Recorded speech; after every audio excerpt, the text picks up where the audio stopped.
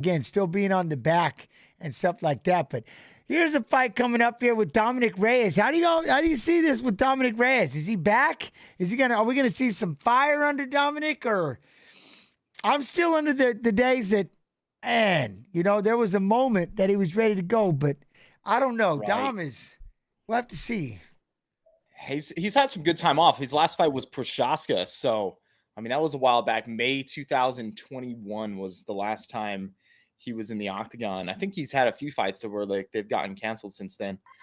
But him and Ryan, honestly, in this one, I think Reyes. I think I'm going to take Reyes in this fight here. The only thing is with Span missing weight, I'm not a fan of that. He should have. I don't like that. When you don't make weight, you got to kind of, that's the one issue is you better go out there and win now, dang it. You have to, for missing the weight. But we'll have to see. I mean, I'd like to see that Dominic of old, I guess. He's still trying to hope that it's still there. I don't even know how old is he right now. You know what I mean? I think I got to go back and look.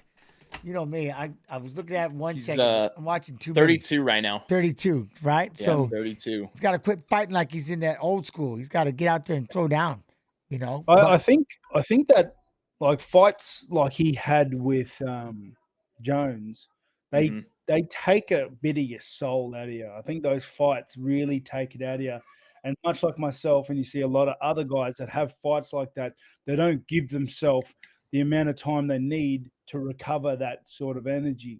It's to recover and replenish that willpower, because it does take a lot out of you. And then I think the break that he's had, hopefully he's started to build it all back up, and his amount of willpower that he has is there again, because 32 is his prime, and I'd like to see a hungry Reyes in there.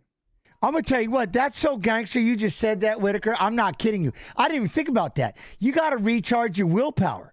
That's absolutely insane. I mean, it's one thing when you hear fighters talk about, I got to get physically, like I don't have any injuries, right? But that's another one that, until you just said that, I shit you not, I didn't even think about that. You got to recharge that willpower. Because some people, they jump in there, man, that's a good one. Man, that's a good one. I can't, damn. No, I'm not kidding you. That's a good one. Because the more I sit here, it's like it's really sinking in all of a sudden. I'm like, man, that's good.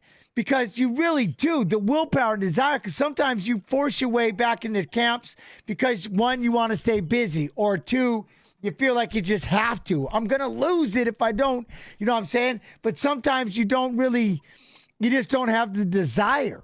And that's somewhere along the way, especially as I got older, that desire part. I love that, man. When it comes to recharging your willpower, that makes sense. I could see why somebody would take more time off, because maybe it's like physically you're ready, but mentally I'm like, you know what? I'm just not. I don't have that juvenation. When I go into camp, it's that just edge. not right. Because when you get into It's some that of those edge you camps, got. you're on fire, and every day you can't wait to get in there. And then there's some days you just like, it's like dragging through mud. That's that, man. I love it. The willpower. All right, Whittaker dropping truth. I love this one. That's all right. I like that one.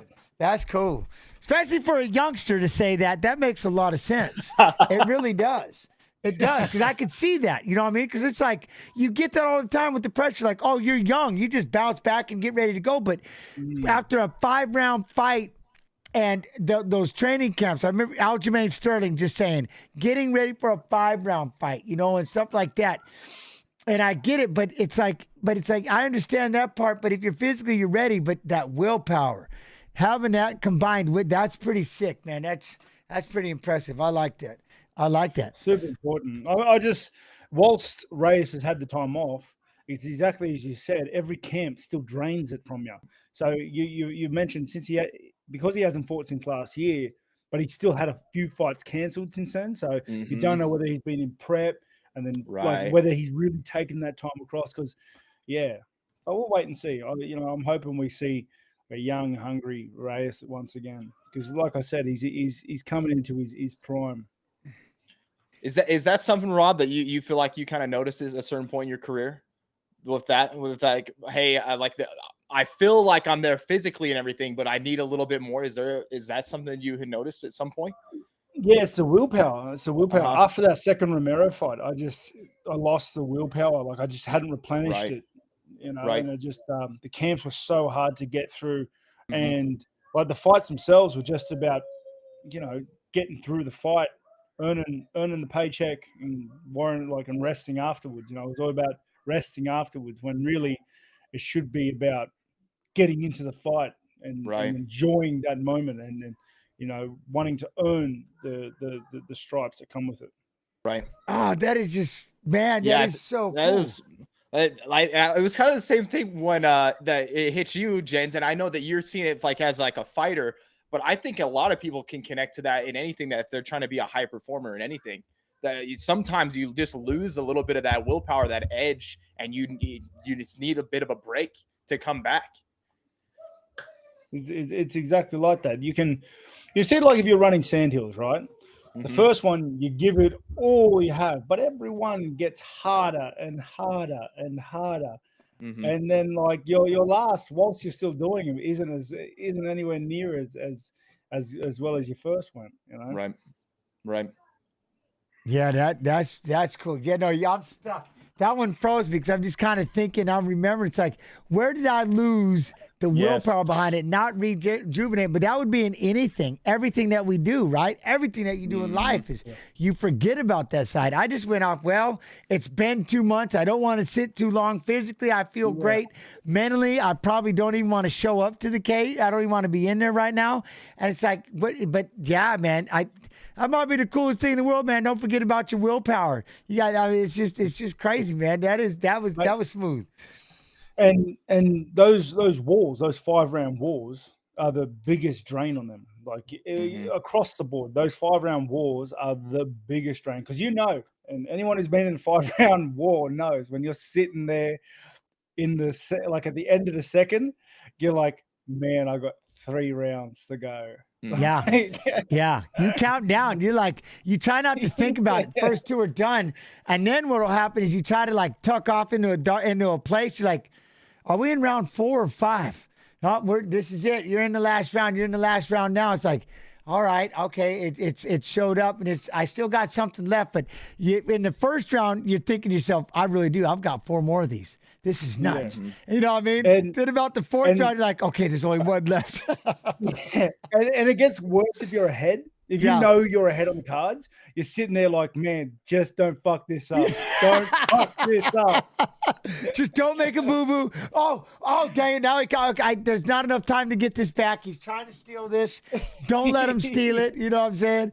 Just stay in there. Oh, man. Every punch. Wait, is he winning now? And then you're sitting trying to figure it out. Did he land more than me? Did he land more than you? And you're just constantly going, I got you back. Especially you, though, Whittaker. You've been in. For as young as your career is so seasoned for your age, it's not even funny. You think about all the people you've been in the wars with and the fights that you have done, it is mind-blowing.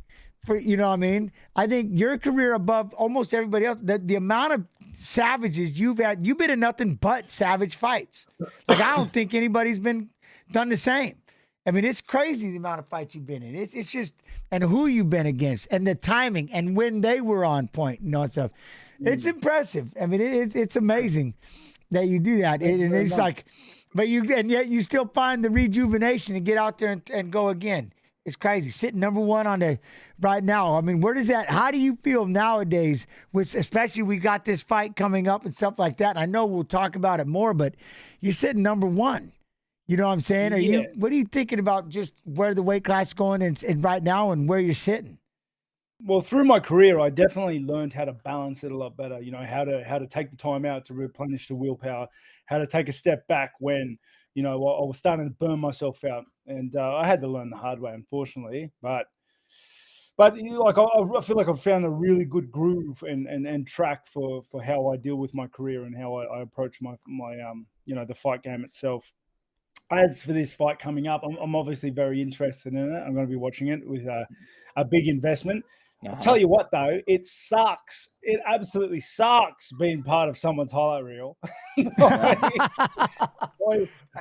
have seen that hit more times than I care to mention. And And it is just, it sucks. Like I heard while we were talking, I heard DC breaking it down. Why are you doing me like that? Oh man! I still try to turn away. Joe Lazone had a very long, illustrious career, and me getting popped in the face was there. And that dang redheaded, I had that red hair going. I can never get rid of it. It's been there it's there for years and years in infamy. Yeah. Joe Lazone cracking me with that hand. I'm just like, that one.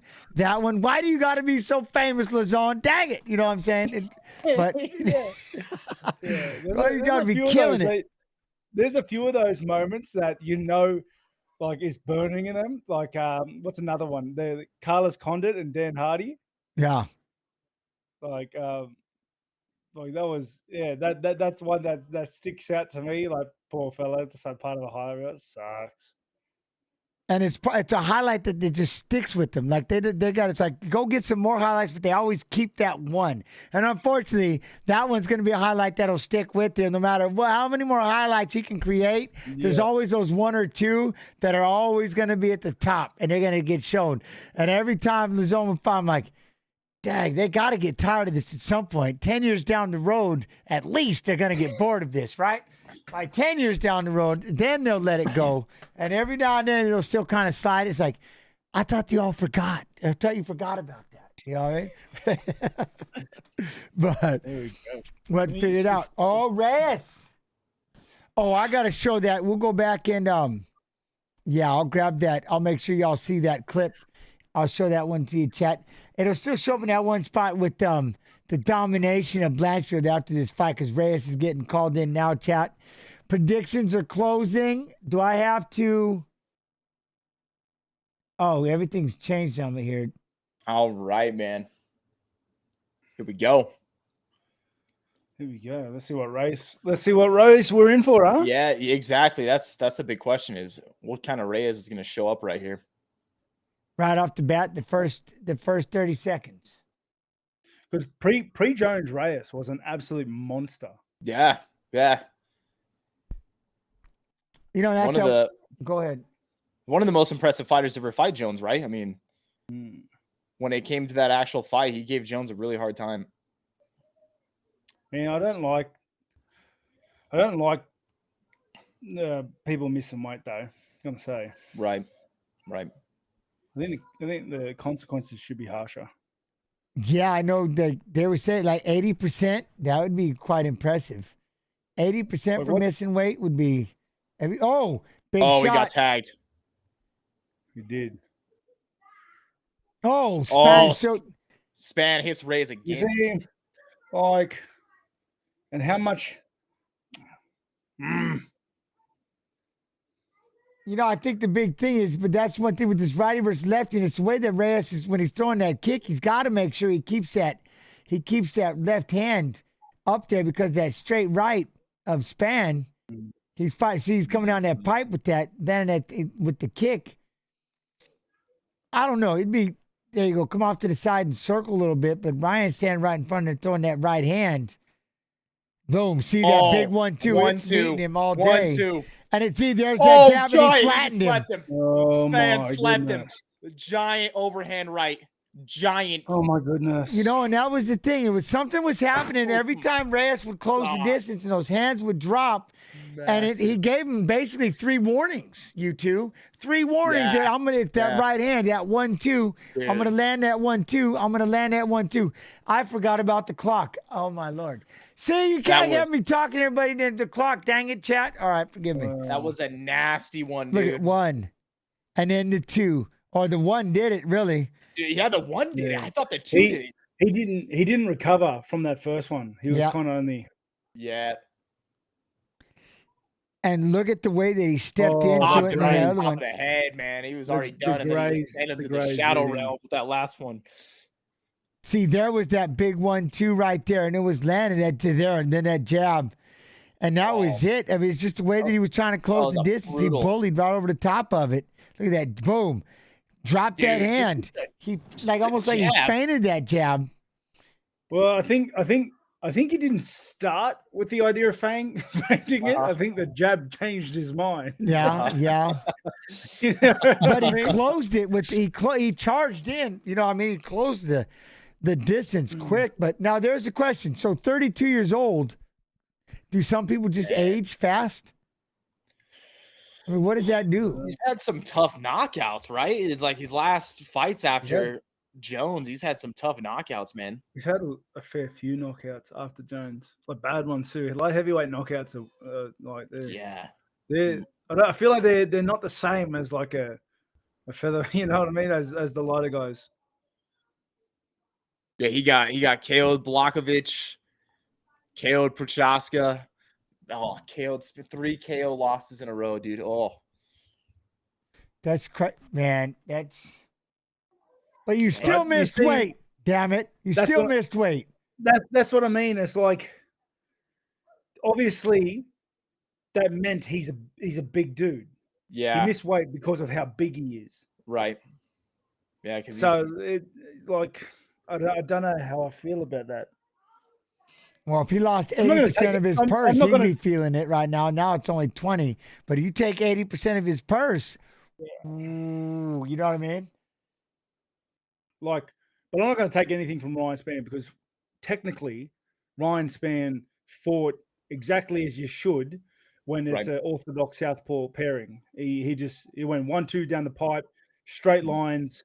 His 2 came off after like moving to the side. Like it's just like picture perfect. I think that's exactly how you should fight an orthodox southpaw pairing. Like it's just you lead up right hands, you lead up right kicks, and you move the other way. It's and maybe Spann knew that being the bigger guy that in a clash he would come off best. Like he would win the head to head because he. Do you hear what he just said? I heard what he just said. He never trained for a fight until this one. And but you know it's ironic. The one he doesn't make weight is the only fight he trained. That's insane. If that's really the case, that is insane. Look at that. The way that jab was something though. That jab was money. Look at and then boom, he dropped it. It's like what you were saying, the way he was throwing that jab, then he dropped it as he closed. And he didn't even throw the jab at all and gave that space and just ate a stiff jab by Spann. And then right, go ahead.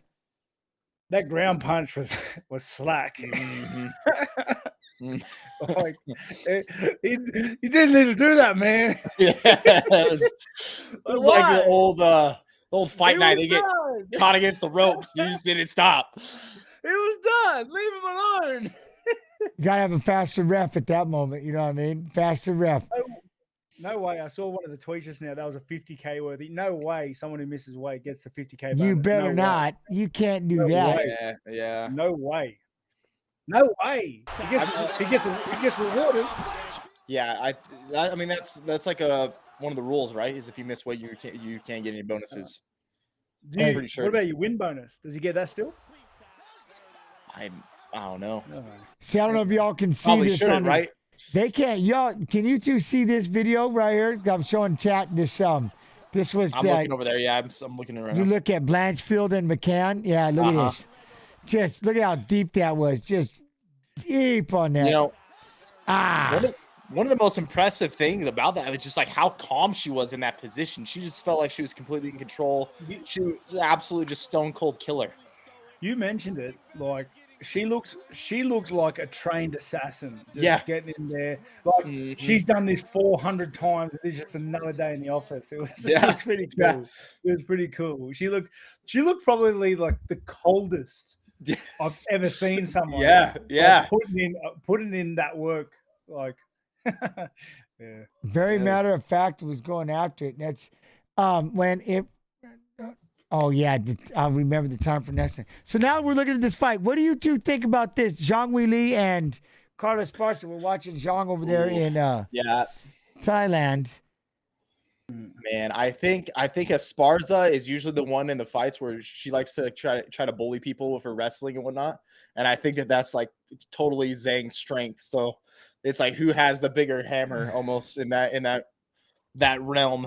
And I think it might be Zhang there. So.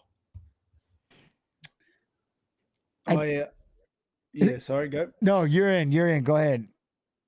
I feel like this fight, like this is every time I comment on a fight, right? It's always on paper. It's always on paper. So on paper, Weili striking and aggression in striking is I would have to say on paper is better than Esparza's. Oh, yes. Esparza's greatest tool for her road to victory in most of her fights has been to bully with the wrestling and the grappling. 100%. That to me makes this fight really, really one-dimensional for Weili to win. You just work your wrestling defense. Yeah. You don't overcommit with your strikes, and you put a lot of strikes that make the wrestler second guess herself, like straight line kicks, straight line knees, uppercuts, that sort of stuff. Right. Because she will second guess, and that's why Jan Jacek tore Carla apart. But the thing I can't stop, we've been talking about it in this stream for the last week. The way she picked up Francis Ngannou? Yep, she picked up Francis Ngannou. She picked up Francis? She hiked Francis over her shoulders. Really did. Like a fireman's carry. Literally. She's that strong. Esparza? No. Zhang Weili did. Yeah. She dipped down and picked him up. Literally, she's that strong. And now the issue is you got to worry about, she's going to go right after at wrestling. And you got to look at who she's working with. But then I go back to, you seen, though, it was Rose Namajunas was able to take her down and control her. And that's how in the second fight. And that's kind of was the difference. See, that's the one thing is maybe she really worked on it. She's got to be able to get back to her feet because that's one thing Carla will do. She'll take you down and she will just own you down there and stay on you. What she did to Zhao Yanan, just ripping those elbows until it was over. Her wrestling is second to none. But like you said, Whittaker, trying to get that distance, number one, if you're throwing one or two shots at a time, things are straight up the middle, she'll back out and get intimidated really quick in the striking. And that's where Zhang really can get into it. Go ahead, jump in.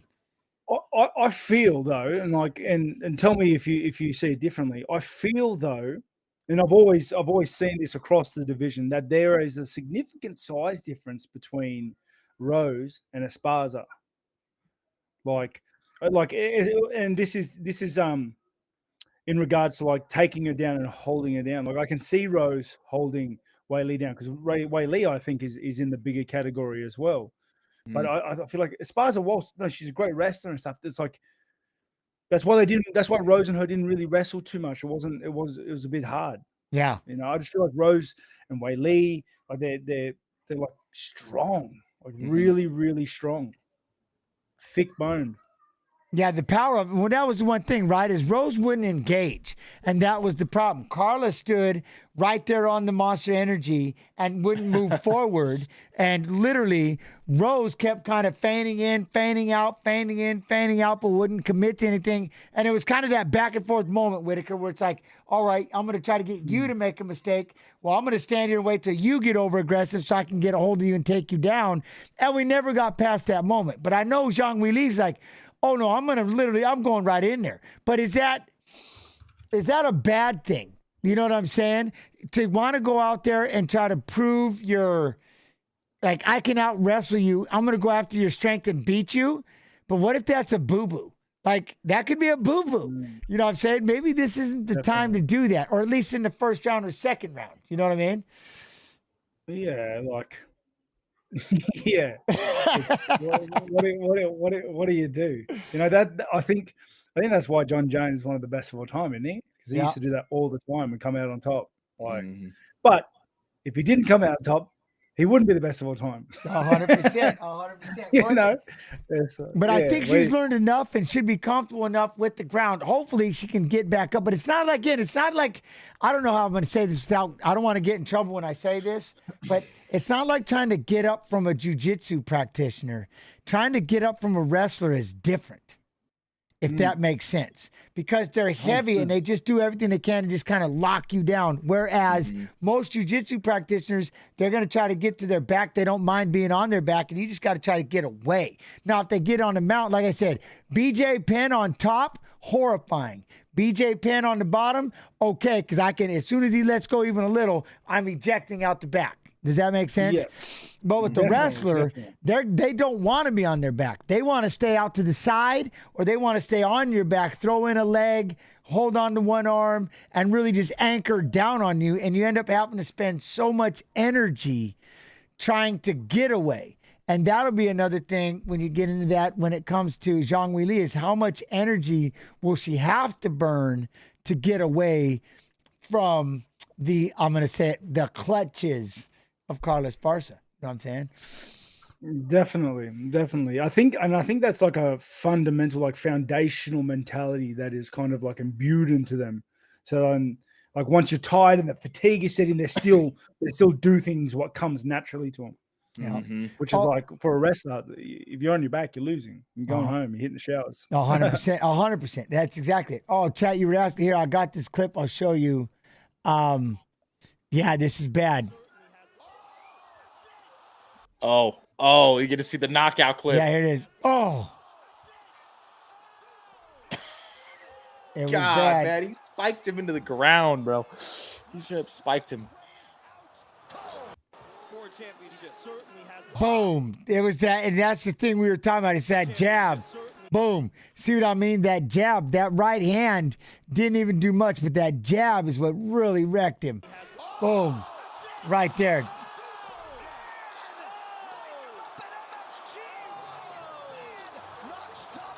Good night. That was something. And then let me see. There's this.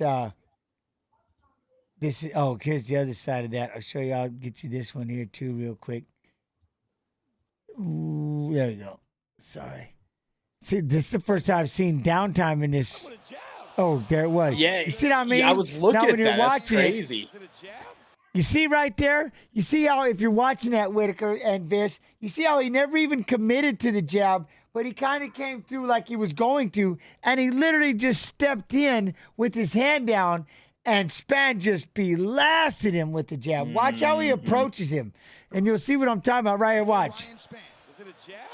You see what I mean? It's almost like he went and then moved out of the way and was going to throw the right hand. Like, I'm going to do this. Boom. And that jab just blasted him. Got him with a jab. Oh, my goodness. That was He did just like a little feint with his jab and then just... You know, and that scene, he dropped. And, I mean, you look how hard it wobbled his face. That's no joke. That jab, that was a power jab. Go ahead. Yeah, it's like I said, though, like Span was willing to engage and trade in every exchange just about. Right. Like he just had a belief he would come out on top. Yeah. Like in exchanges. And Reyes didn't get him moving enough, like with feints and forward and backward movement to get him off balance. He was always just ready, being like, if you throw anything, I'm coming in. Yeah, it is just nuts. That jab hit him so hard. I mean, you look at the picture, a great pause, but that jab, that was, yeah. Yeah, from the other angle, you can see literally his jaw sink back into his neck, man. It's just, Okay, yeah, then that was just crazy. There we go. All right. Yeah, that was crazy. Yeah, I've never actually seen before where like going into the final fight of the prelim that we were like got like we had like 40 minutes going into the final fight of the prelim, so it's kind of nuts. Is that what it is this time? Because they were whipping them through really fast, and I've done a couple of fight nights where the KOs were really fast, and you get a lot of downtime, and this one here though, with this fight with Brad Riddell and Renato Moicano, they're both coming off a loss, and there's no way this fight could be early, would it? There's no way. Brad Riddell and Renato, that's gonna be a good fight. I'm looking forward. I have a feeling it'll go to distance. It'll be a good exchange. We will have to see, but that's the one thing with Brad. I mean, almost all of Riddle's fights has gone to the third round, except for his last one. And Moicano. Moicano was freaking got a heart that saw that in the Dos Anjos fight. Yeah, you gotta love Analto. And I love him. He's been on the stream and stuff like that. So it's always been a lot of fun, hanging with him. But that was it. They were going ham earlier. They were making sure they were going nice and quick on the fights, just kind of pumping them out. And then, right, Whittaker, yeah, poor Whittaker's got to keep my man. Why? Why? Damn it! Why I'm gonna keep doing it. I'm gonna be like, damn, Whittaker. I don't want to see it no more. It's like, come on, come on. It's like I'm making everybody uncomfortable with it now. Oh no! I'll tell you what, though. The one thing, let's talk about that with Pereira. The power in that lead hook. It's there's something to that punch. There's knuckles. Like there's something malice, to that man. punch. I mean, his is there hands are not? Do you give it to him gigantic, when it comes to the striking or with that power shot or what? Does he have a chance? You know what I'll give to him that I think is the biggest thing that like really like opened my eyes a little bit was the size of him. Mm-hmm. I've stood face to face with Adesanya, and I thought, man, Adesanya's big, man. He's very tall, but his bone structure's like he's a big guy. Right. Okay. Pereira in their face-off made him look small. Yeah. What does he drop? 47 pounds or something for this thing? He has to cut an insane amount of weight. That guy is freaking massive. But now, can he put it back on? And how big will he look today when he does it? I swear I remember hearing that he was like weighing in like two something when he stepped in the octagon in his last fight, Pereira. Like he cut down to make makes 185. He comes in like I can't remember what they were saying. It was like 210 or some shit. It was something wild. I don't know. Might even be more. Yeah. It has to be more because I come in at about 203, 205. Okay. So he has to. You think if you had to get, you think he's at like a 215? Did someone say 217 or 212 they're talking about right now? 217, 212? Chat whatever saying. 96 is about 215, I reckon. My man That's doesn't crazy, even get to go to sleep. He just got to stay awake the whole night, drinking water, eating every 3 hours, take a nap, 3 hours, take a nap, eat again. Well, what's big is like, I think a lot of the fan base don't realize is that if you're the last fight on the card, you actually get about 30 plus hours sometimes to rehydrate. Ooh, that's a good. That's a very. You're the last one to show up. And if you're the first one on the card, you're getting like 20. You get way less time. Yeah, 100. You're getting like 10 extra hours to refuel, rehydrate. When you cut that much weight, how much does that take out of you though? Like, is it to really? Have they gotten to the point now where like you're almost operating at 100% in there, or is it when you cut that much weight? Like, how much of a disadvantage do you go into your fight with that? That's always been the thing that I've wondered about. It's like they cut so much weight, but then do they get step in the octagon? And you're just like halfway there. I think it's a personal thing more than anything. Like except for like extreme cuts and extreme cases of like both, right? Because obviously, if you don't cut any weight and you're in a bigger division, you're the smaller guy, and vice versa with the heavier guy coming in. Right. But you've cut to the point where your kidneys start failing. So I think it's a real personal thing. I think a lot of fighters cut the maximum amount of weight so that in their head they're like, okay, I have bigger, I got this advantage. Yeah, I have done everything. Like I'm as big as I can be to get in there, and then they get in there, and that confidence is what steamrolls them forward. Right. Whereas like myself personally, I like getting as low as I can to make it like a much easier time cut in the weight because I don't know. I like knowing that I've done everything I can to make sure I've been hydrated consistently as close to the weigh-in as possible. I've got as much fluid in my brain as I could have. Right. Never made the body truly suffer. It had its moment, and that's it. And for some of them, and that was it. And he was the last one to get on the scale, and and he took a long time. They were waiting. We waiting for a while to see him weigh in. but I definitely can't mess with the power. Ronaldo, as Renato Moicano's walking out, that's the one thing is, can he get that shot off? With the way that Izzy's going to move around, it's going to be hard. And that's the one thing I keep saying to both of you is when somebody has, and he's got that power. He had that knee. I don't imagine him throwing the knee. I keep thinking there's going to be a takedown. I'm waiting for a takedown. I really am. But I thought about when it. you have power in your hands like that, that's 5 rounds that all he's got to do is land it once. And that's kind of, he's got to be banking on that. It's tough. I don't think we'll see takedowns.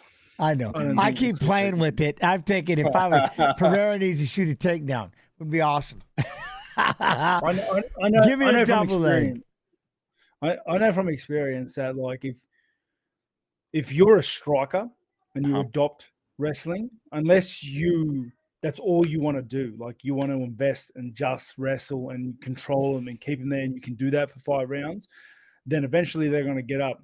And when you get up against 2 good high-level strikers, the one who's blown their arms out a little bit is going to be a little bit slower. And in the game of inches, which Alex and Izzy is obviously going to be, you don't want to be the slower guy. I think we're going to see a real slow-paced, build up to this fight until we start to get into the later rounds where one or the other will be winning or losing and start to get a bit more. I'm hoping that anyway. It's funny you said that because I could see this fight being almost boring, where they're almost too afraid to engage. And again, you'll get back into a Rose Namajunas and a Carlos Esparza where they're too the damage could be they don't want to take, and they can't get themselves to take that risk. You know what I mean? They're too good defensively, or they just. But I can't see that. But you could, you know what I mean? Every now and then you see something like that. That yes, and if it does slow down 100%, it does favor Izzy. But I don't, man. Every now and then, you mean every time Izzy fights? Come on. Well, no, oh yes, but I can't. But with Pereira, he's got to push it, doesn't he? Okay. He's got to push it, doesn't he? But he was able to do it with in his last fight. He slows everything down. And if you can keep it slow, will Pereira? Okay, so then you get into that point. Are you willing to risk what it takes, right, to try to keep it going? You know what I'm saying? And that'll be up to Pereira. Can you get it in yourself to get sloppy so that you can try to get that opening? I don't know. I think Pereira's going to be very aggressive. I think he's going to be more aggressive. 1 minute on predictions, chat. 1 minute. It's interesting that you said that, gents, because I was thinking the same thing coming to. I think I foresee a very strategic fight. You could almost make it like when you see up to the point where someone has to make a move, and then it might speed back up from there. But because it goes back to 2 things. What Whittaker said, you know what I mean, and which was, but it brings me back to Esparza and Weili. If Weili, who wasn't never a wrestler before, tried to spend so much time wrestling this time, it's going to get you in these scrambles against somebody who that's all she is a wrestler. And you're going to get into these scrambles and you're going to come out of it a little more tired. They're used to it. They're used to being into that, that anaerobic, the muscles get tired aspect. And that could be a bad situation, and that's the one thing in there, adding in a little wrestling. So I'm thinking about that part with Zhang Weili. If she gets in there and has to wrestle too much, I don't know, unless she's just literally, like you were saying, just been wrestling the entire time, wrestling.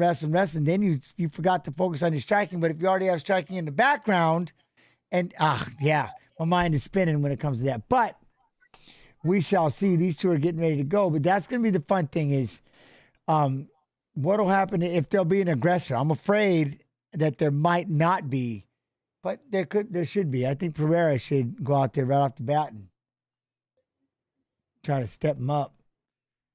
I'm going to try and run the bathroom before it starts. Be quick. You got us.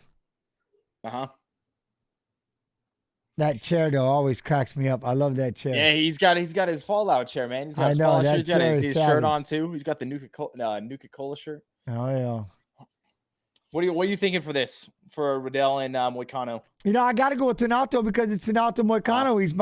He does the watch-alongs. He's a watch-along bro. You know what I mean? But I could see a brawl. And the problem is, again, with Donato, don't get stuck. Again, you stand up until you can't, right?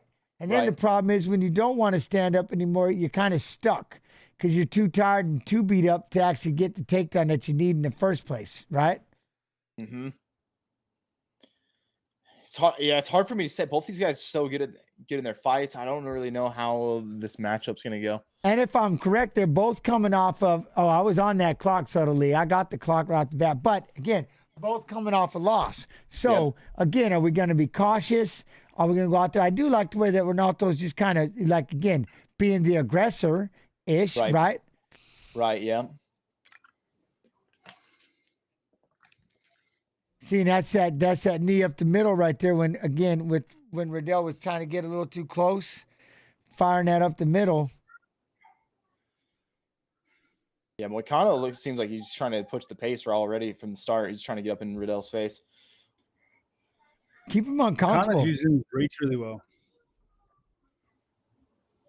Like he's just hovering in that threat range where he can reach him with his 1-2, but fade away like just cleanly.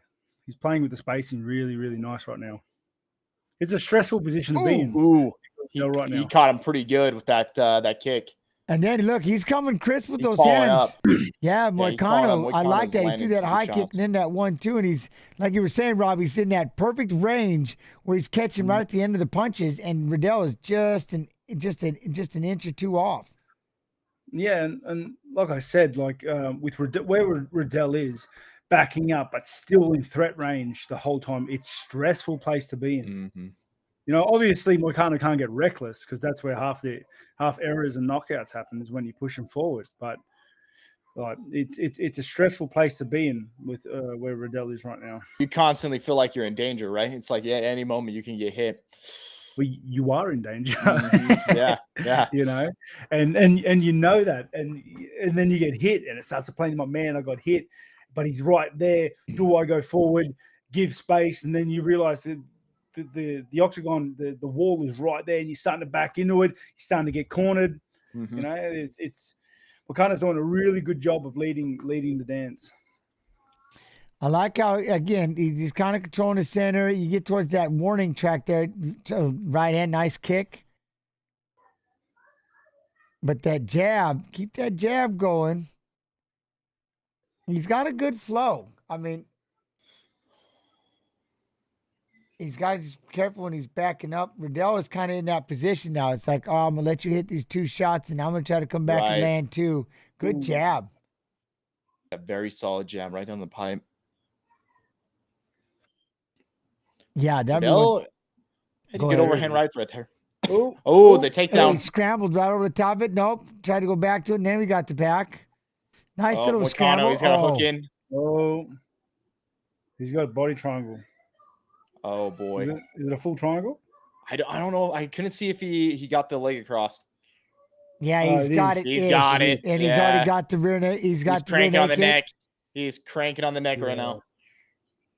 Riddell's not even fighting the hands. He's kind of hanging out. I don't know if he can. He's reached up twice to look like he's going to grab it, but he's in a bad spot. There he goes. He had to tap. He's done. Wow. Moicano, dude. Very dominant fight from him. Yeah. All I feel right, like he started. No distance. He started giving. Sorry. No, go ahead. No, you can talk quick. I'm sorry. I feel like Moicano started giving too much space midway through before he got the body lock takedown. I feel like he started giving Riddell a bit too much space for that brief moment, and it looked like Riddell was starting to take back some space. Moicano was still doing a really excellent job of controlling the center and keeping him in that threat range, but he wasn't pushing forward as much. He's kind of a little too outside. But in saying that, Riddell went in, they clashed, got the body lock, got the takedown, and backpacked him so quickly. Mm-hmm. That's definitely when he got the back like that. That's horrible. It gave him an issue, but yeah, I liked his jab. He was popping that 1-2. Go ahead.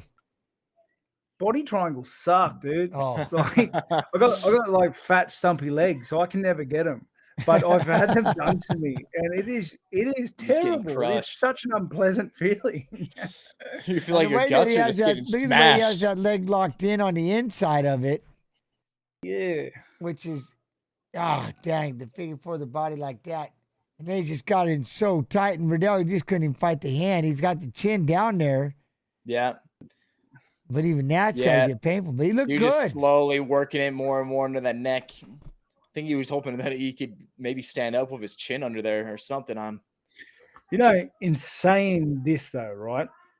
Because Riddell at first had his chin down. Let's say, in a hot parallel universe, Riddell gets out of that. I think Moicano invested so much into that rear naked that he comes up with slow arms. Mm-hmm. But I guess when you're such a high caliber like submission, you got to know where you have it, right? Was he? Yeah, was he worried about getting flattened out there? Is that what it was? Is that why he wasn't going for like fighting the hands? Is he worried about the fact that if I go to fight the hands, I'm just going to get flattened and I'm going to be probably in a worse position with him in a body triangle and then I'm flat? Or I don't think he could reach the hands. Oh, okay. He had the grip behind his shoulder, right? And then he went up to the rear naked like that. And by this stage, it was really tight. I think he did a good job of putting the weight where the weight was on his front hands. You can lift that one, but you don't go so hard, and he's got to go back and hold his weight. And he was sitting kind of really centered on me where he's got him heavy on his hands, and he can try to pause it up for a second, but then you're going to fall flat on your face and kind of holding your position. Boy, I'll tell you what, though, when he locked it in great, but I'll tell you, Renato looked good with his hands. I mean, looked really good with the hands. Yeah, Chat's got me laughing. They're like, well, now what are you going to do with the downtime in between? It's not that much. It's not too much, is it? 14 minutes. We got videos. Yeah. A whole 14 minutes. Did you all? Hey, so were you all watching that? I have to show you the picture. There's literally a picture of a judge. He came in and started working on the fight scorecards, like right in there. The ladies' fight earlier. What fight was that? It was the Carolina fight? It was Carolina Kovacevic and Juarez, yeah. Mm-hmm. And my man's out there, like, changing up the scorecard right there on the spot. You know what I mean? It was crazy. Oh, look at Moicano's going off. He's in there. I don't know what he's saying actually right now. Oh, I got no clue. He's mad, though. Angry. But that's it. And then we got Dan Hooker and Claudio Puelles. It'll be the first fight. What? And then Frankie Edgar, my man. Edgar. Oh, what was your thoughts on that, Jens? What were you thinking when you seen the what was going on with the judges coming in and Buffer, and what was your thought? I think we need live scoring for accountability.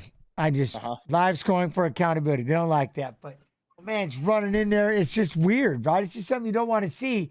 My man's got the piece of paper and he's making like he's erasing and changing things up. And it's like, how do you get that kind of confusion?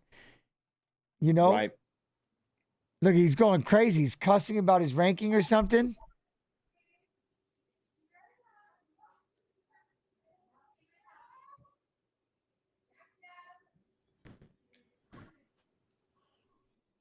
He's cussing.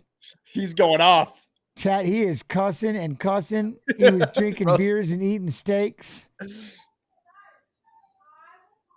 And this is not coming in at all. I can barely see it.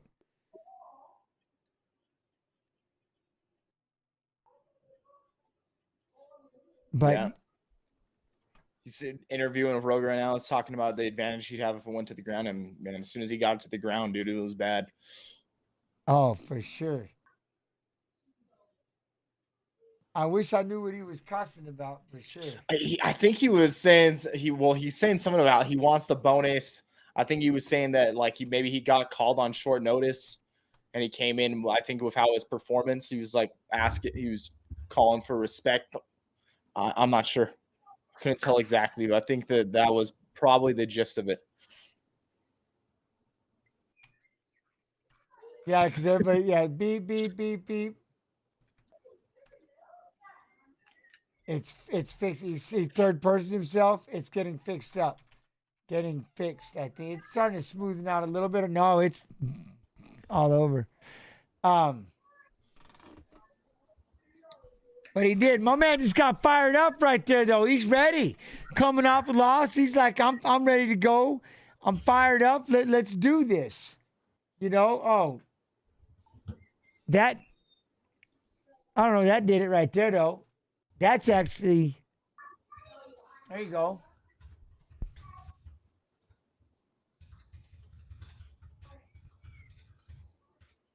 Now it is.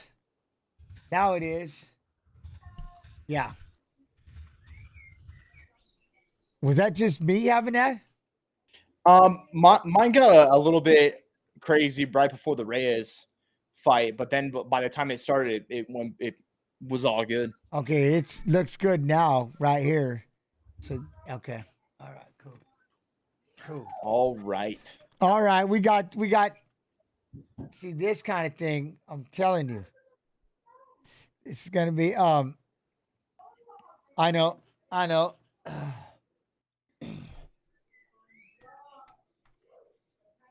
you about to go into the first fight, or?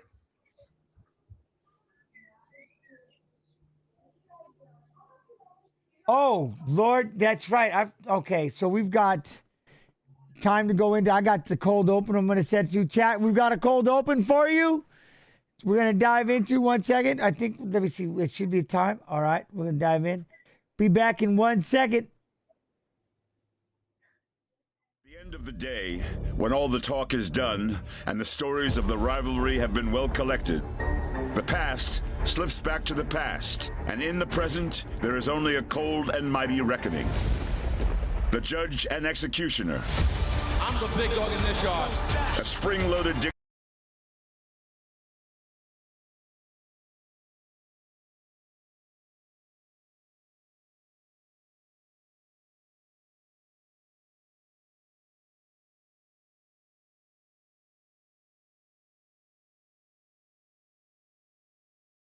who carries redemption in his hands. That is it! Still undisputed!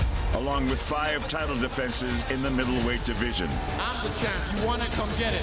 To the biggest stage there is, historic Madison Square Garden, mecca of the fight world. MSG, it's the biggest card of the year, so I'm gonna blow the roof off. Only one man knows the secret. One man possesses the explosive power to end all reigns. He is a true master at his art, and his art is knocking people unconscious. The one who did it before is the one tailor-made to do it again. They fought kickboxing, but Hader knocked him out cold. Along, nasty, mean contender from Brazil. One of the most ferocious fighters that has ever entered into the sport. It's a different kind of power. You can't stand in front of that man.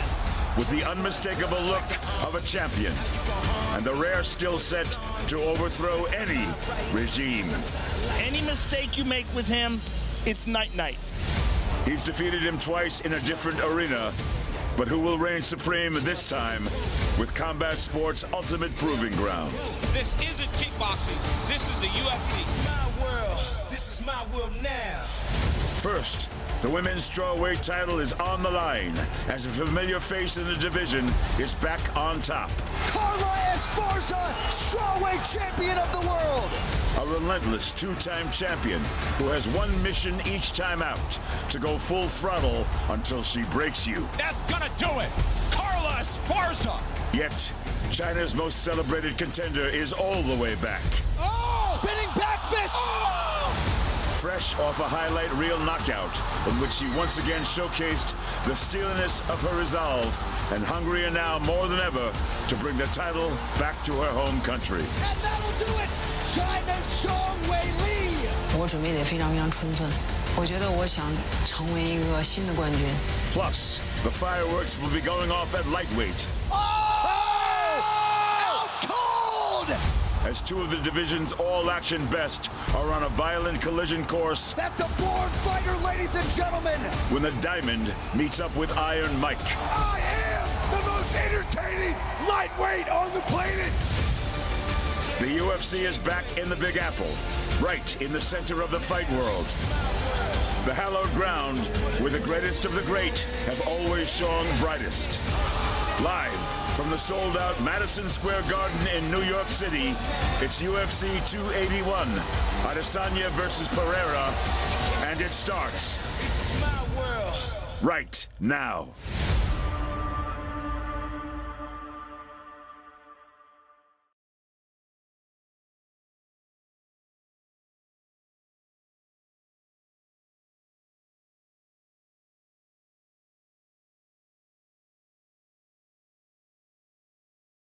Sure your defenses are all up at all times, so you're not throwing combos more than 1, 2s, 3s maybe.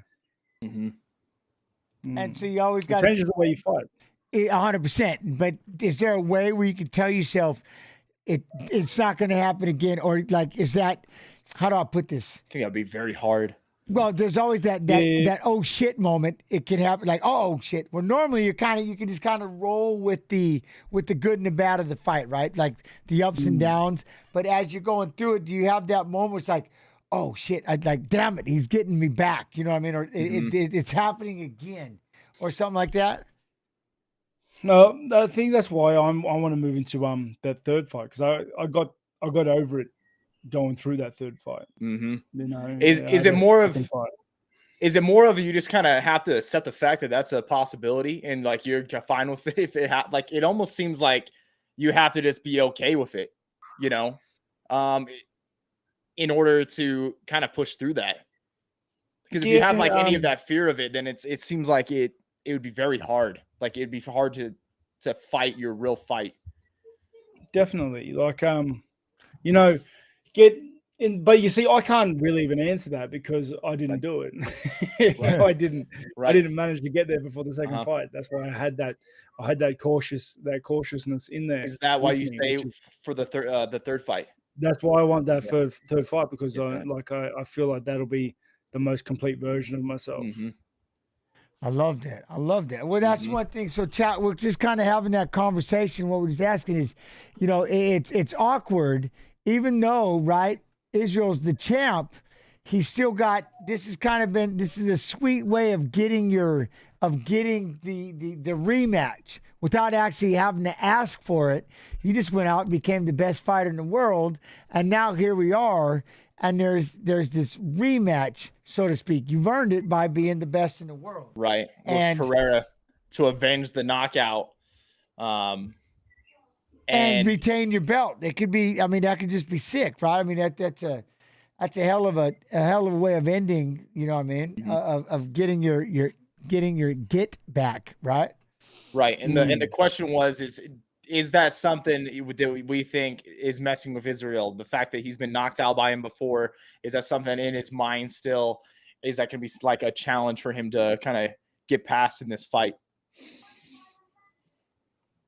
So we'll have to see how that goes. And then again, Frankie Edgar. Now here's something else.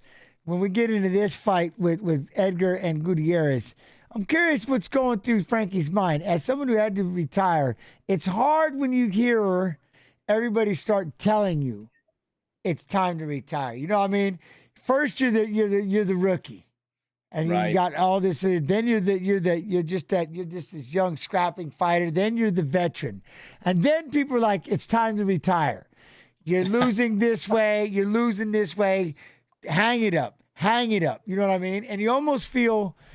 You almost feel like there's a pressure right now. And I'm not going to try to speak for Frankie Edgar, but you know what I mean? There is a pressure because one, you still feel like you can do it.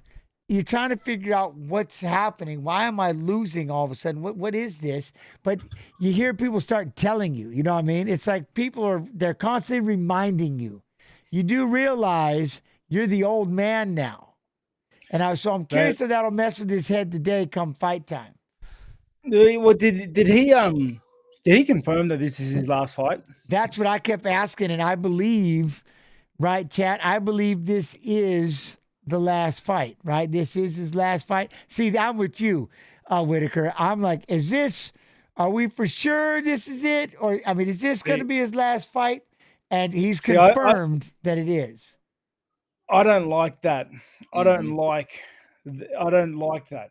I don't like him going into a fight knowing that this is the end because the exit's right there. I don't. If you tell someone to stay inside a room, you don't give them the door, like the exit door right there. So don't you go through that? You know, like he's right there. I don't like that. I feel, and this may just be because it conflicts with how I think of fighting, but there is no door to leave the room. There is no exit. There is never an exit. You're either fighting or you're not. You know, there should never be a tomorrow if you're fighting. That's not how I approach fights.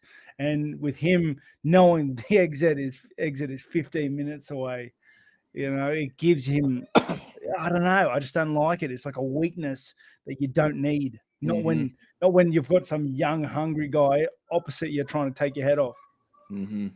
There's definitely a foot out the cage, you know, and that's never, you don't have that in any other fight.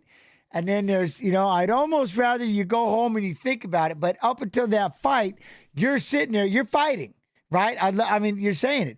I'm fighting. And then after the fight and things happen, maybe then, and you're sitting there, you know, yep, I think it's time. Yep. I'm just riding off. It's good. But I'm with you. I'm not 100%. I don't know how I feel with that, knowing this is my last fight. I see people do that. And then it's like, now you already have a foot. Like you left one half of you is sitting at home right now watching this fight on TV because you're only bringing you're only bringing one half of you there. It's like you're not all in, and then you're gonna have to live with that. You know what I mean? And then it's like, and that's maybe why people come back. You know what I'm saying? Because that's the other thing. You see people that retire, and then they come back. I mean, my hat is off right now for you know, like Khabib. He retired and he's staying gone. But how many people, because I always say it is, you know, you think it's time, but then you realize you'll get to an age where there is no more. You're done. Whether you like it or not, the clock has run out. And when that hits you, you're like, oh, I want to try. But see, that's it. Is Frankie built differently? Can this be motivating? That's going to be, you know, that'll be something when it comes to this fight. I'll be curious. I mean, does that make you want to push it? You know what I mean? Does it make you want to fight harder or, you know what I'm saying? Something you said earlier, though, really resonated with me, mate, is that when you were talking about when you start off as the young guy, you know, you're the young, hungry guy, and then you go through and then you're just like the journeyman. And then you get to a point, and it's hit me as well. It's like, holy shit, I'm the oldest one in the gym. I'm now a veteran of the sport. When did that happen? You know, it's it is a weird concept to live through. Yeah, especially with your age. But again, you've been through so many fights, and it's not a disrespectful thing at all. And you'll just see the way people just talk to you.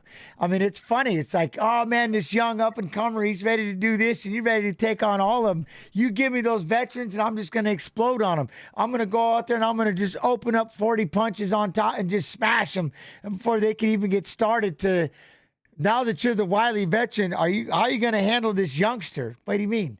I'm not the youngster. Nah, you're not the youngster no more. Really? No, you're the Weili veteran. And then then it's one bump in the road, another bump in the road. Now you've got everybody going, hey, for your health, it's time to stop.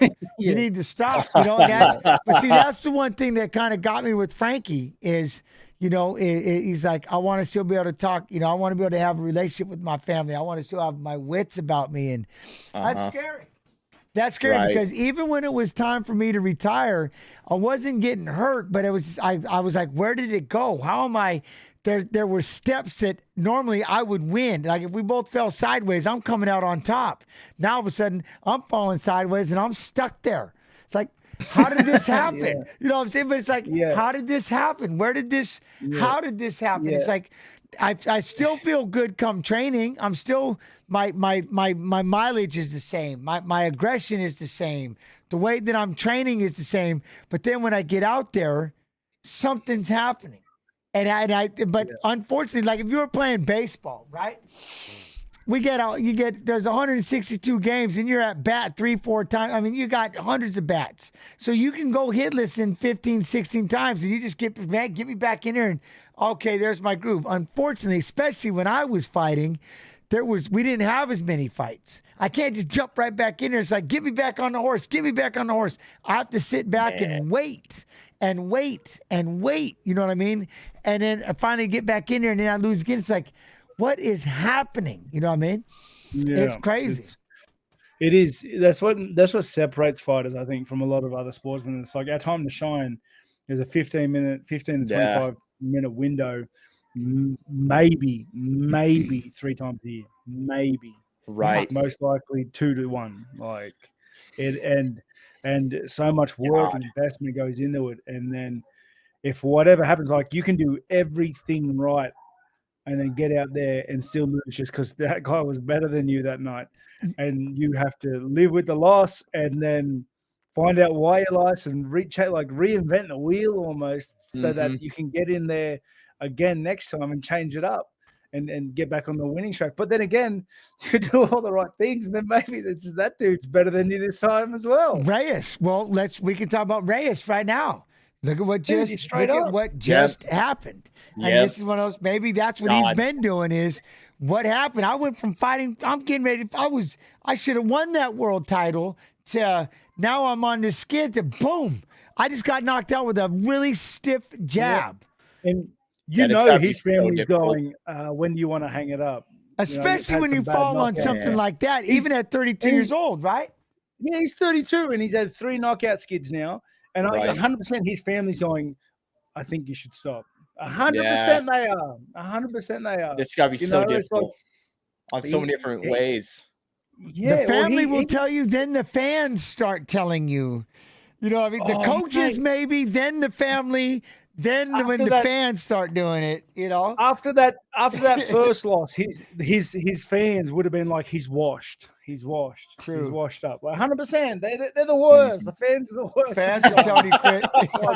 They're the worst because they're the ones that really hurt. Funny. First loss, they're like, you're done. Then it's the family, and now it might be the coaches that'll say, yo, we might actually, that was a bad one. And especially that fight right there, because no matter what, that was still a jab.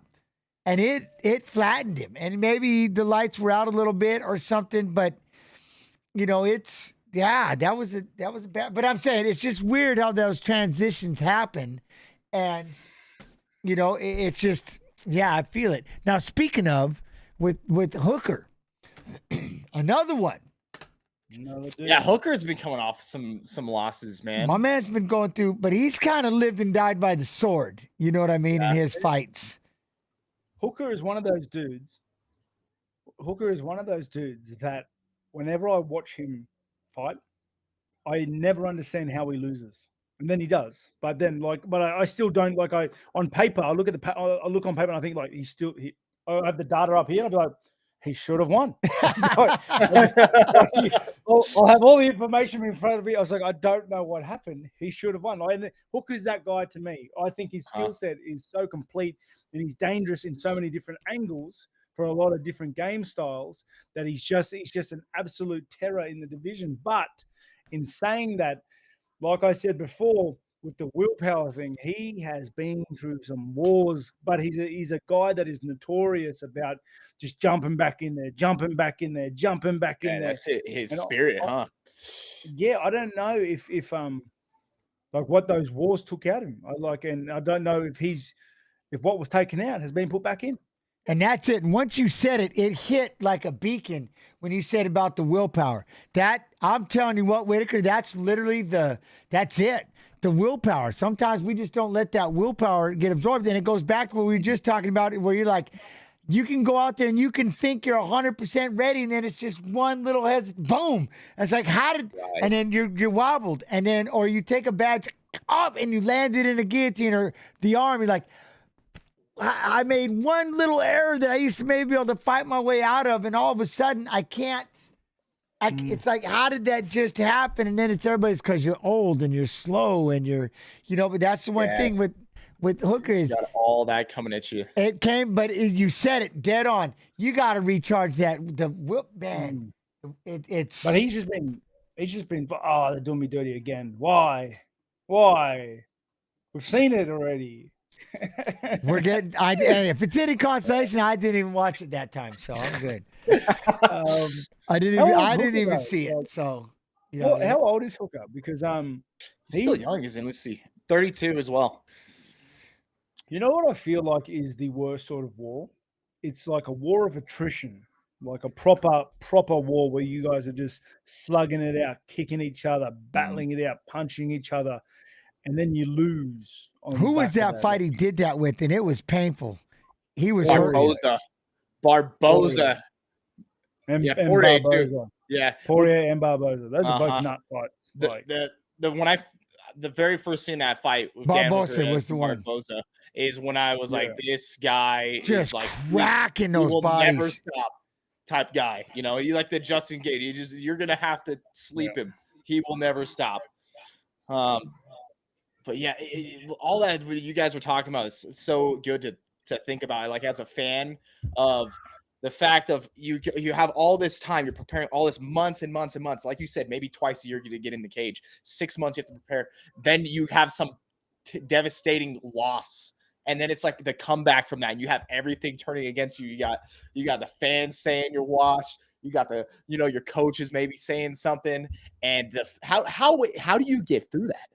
Like what's like your process? It's you got to just get back in the gym. You get back to what you're doing, and you have to kind of rebuild that as you go. Is it the things of like, no, this was a fluke. It was this, that.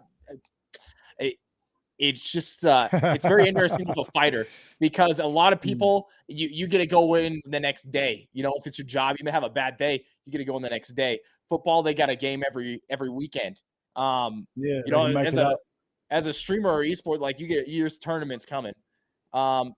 It's like on that level too on a fight. That's got to be about as hard as it gets. So, in talking about it, I realize I should have done some other sport. As we talk about it, I'm less and less enthused about this sport. I wish we had this discussion before I jumped into it. But in saying that, I'm probably no good at anything else. I loved everything about it. It was, I could have kept that job at the high school straight out of college. I would have been I was the high school wrestling coach right off the bat, and I just had to go try and see if I could start this 155-pound division. Just had to go to, and I don't even like saying the number anymore. I just had to go to UFC 22 and just dive in. Yeah, you had to be a fighter. I just had to do it and leave everything behind and get on a train and move out to Iowa. I had to give it a whirl. But when it's all said and done, I'm pretty glad I did. I'm pretty glad I did. And that's the one thing I love watching when you guys do fight and stuff is, you got to find something. Again, recharge that willpower. I don't think you'll ever truly understand. That was literally probably the coolest thing ever. That was literally the missing ingredient in my entire life. There was always one question. You just answered it. That's what was the coolest thing about that. Mm-hmm. You literally, I'm not playing with you, Whittaker. You answered it. I'm like, that makes so much sense. It's not even funny. It's unbelievable. I never thought about it. Because back then it was, you're not hurt, get your ass back in there. You're not hurt, get your ass back in there. You have no injuries. But I still kind of want to sit back and think and just kind of maybe go be a gamer for a while or do something. And then I'll come back and, no, I'm being serious. Go maybe go find something else that I'd love to do just so I can recharge my battery.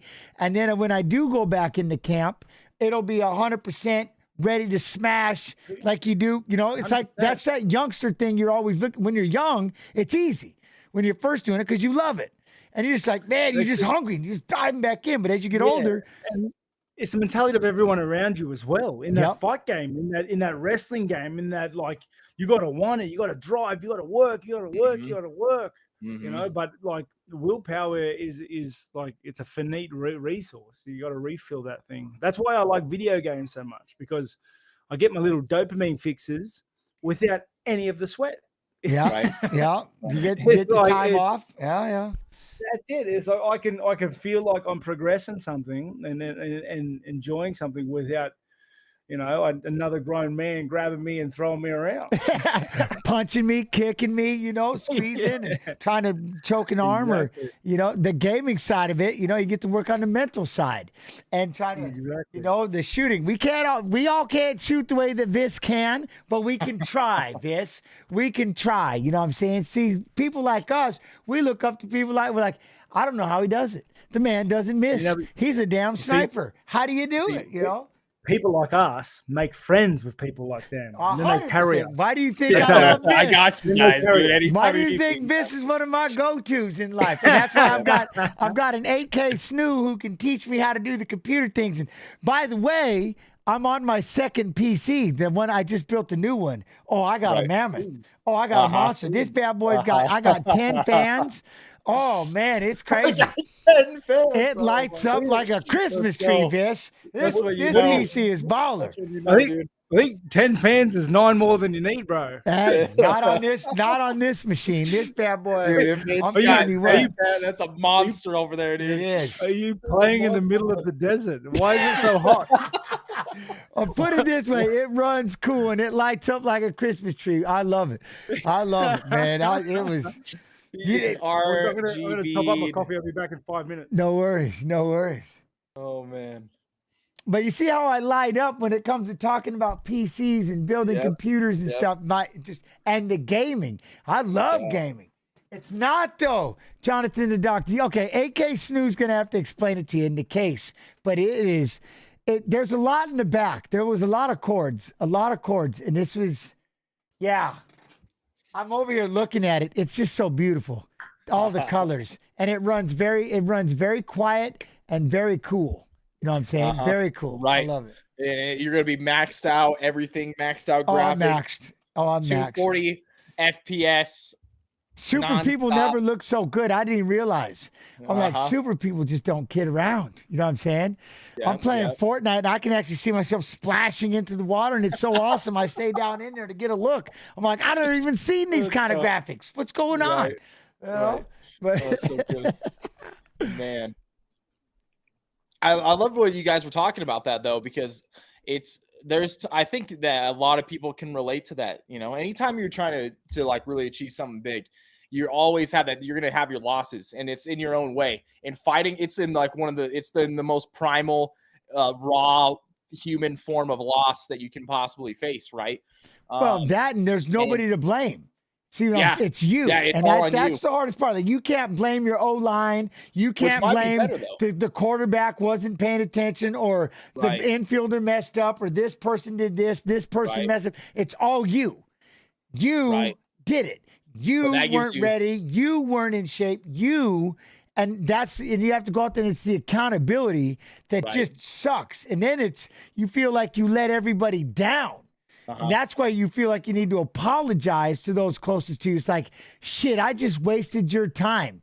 I just wasted your time training me. I wasted your time holding mitts. Damn it, I wasted all your time cheering for me. And you seriously sit there and you apologize. That's the one thing about fighting that I love that is also very scary is that accountability. Sucks. But you gamers, you have the same thing because you can't hide unless you're on a team thing. But you know what I mean? That's one thing I loved about gaming when we were out there at TwitchCon and there's 100 of us and I had to do that walk of shame. I'm like, dude, walking into the cage, it feels like this. Right here, I had to walk out there. They introduced me. I had to walk and sit down in my chair and I've got this big old logo above me. I'm like, yeah, I feel about like this right here. Yeah, this is it. The pressure. You're you're not hiding. You can't hide from any of it because you're here the next day. When you're streaming. Anything you're out there, they're gonna get to you. Let me just say, I have absolute respect for you streamers and like online gaming like athletes. Like it is just to stream is so stressful because they live and die with that stream. Like they do something bad and lose their audience, they're gone. Like they're not coming back. They're going to the next craze. So you have to be on every time you press the live button. Yeah. That is you have to be engaging and invested, and you have to generate amusement. It's just he's making me nervous now. Dude, I never thought about it like this until now he's making me nervous. I don't always like have being nervous. Now I feel like I'm being I usually just used to roll with the flow, and now you got me nervous. Damn it. I always have this saying with it is that you're only as good as your last at bat. So you got to make sure that you're always batting 100. and heaven forbid you want to go on holidays. No. Not many of those. Not many of those, especially in the earlier days. Any early streamer, your first 2-3 years, if you do catch traction, you ain't taking no holidays, man. No, dude. There's none. Zero. You're gonna come back to nothing. You're gonna go live, and it's gonna be crickets, right? When I was very first competing in PUBG, I would go and the stream would be like I'd be at like 7,000 on average concurrence, maybe 10,000, and X amount of subs, and you go to a tournament that was like a week long. And you're playing at the tournament, you're on their stream. You can't stream yourself, right? And then you come back, and the viewership's in half. Half the subs are gone, and you were gone a freaking week. And I was competing still too, and it's just a crazy thing. It's a crazy thing. What are you jamming at the moment, Vis? What? What are you jamming at the moment? I'm still playing a little bit of Apex, so Apex Battle Royale, and then Call of Duty. I've been playing some of the multiplayer. Looking forward to Warzone 2. I've been really wanting a new Battle Royale, so Warzone 2 is going to be probably something that I'm focused on for a while. What are we, 3 days away? Is it 3 days or something? It's basically 3 days at this point because today's pretty much over. Whittaker, you stream? Yeah, Whittaker streams. When I have time, it's hard. It's hard. I mean, I know you do, but not getting into it too much yet. I can't do it regularly right now because I go to the gym. I have a hard wrestling session. I'm not streaming that night. I'm walking into the house like this and going straight into my bed. I can't do it. It's very hard at the moment. That's what I mean. You need that energy. I would have to be doing nothing but streaming if I wanted to have any sort of consistent streaming go. Okay, hold on. I have to stop right now. Is this the real? We got Blessed MMA. We've got the Max Holloway. We've got Max Holloway in chat. Wait, is the Blessed Express over there? The Blessed Express. The OG literally. Whoa. Why aren't you in here with? We got to get you one of these days. One of these days, my friend. Hope all is well. Much love and appreciation. Hello, I love Max. it. I love it. I love that dude so much. Oh, I'm telling you, not just because he's in here, but you got it, man. I love that. Oh, I love it. Love it. He's just real. He's one of the real ones. And speaking of Call of Duty, there's another one. There's a savage. Yeah, Max is pretty damn good at COD, right? Yeah, he's ridiculous. No, he's been involved in some of the tournaments. He's still ducking me. We all got to, it's time. We got to get together in game. I'm working on mine. I'll be the weak link, but y'all can carry me. You know what I mean? You can carry me. All right. Puelles. Let's dive in, chat. How's everybody doing? Sorry, we were just kind of chatting and filling the time. That was good.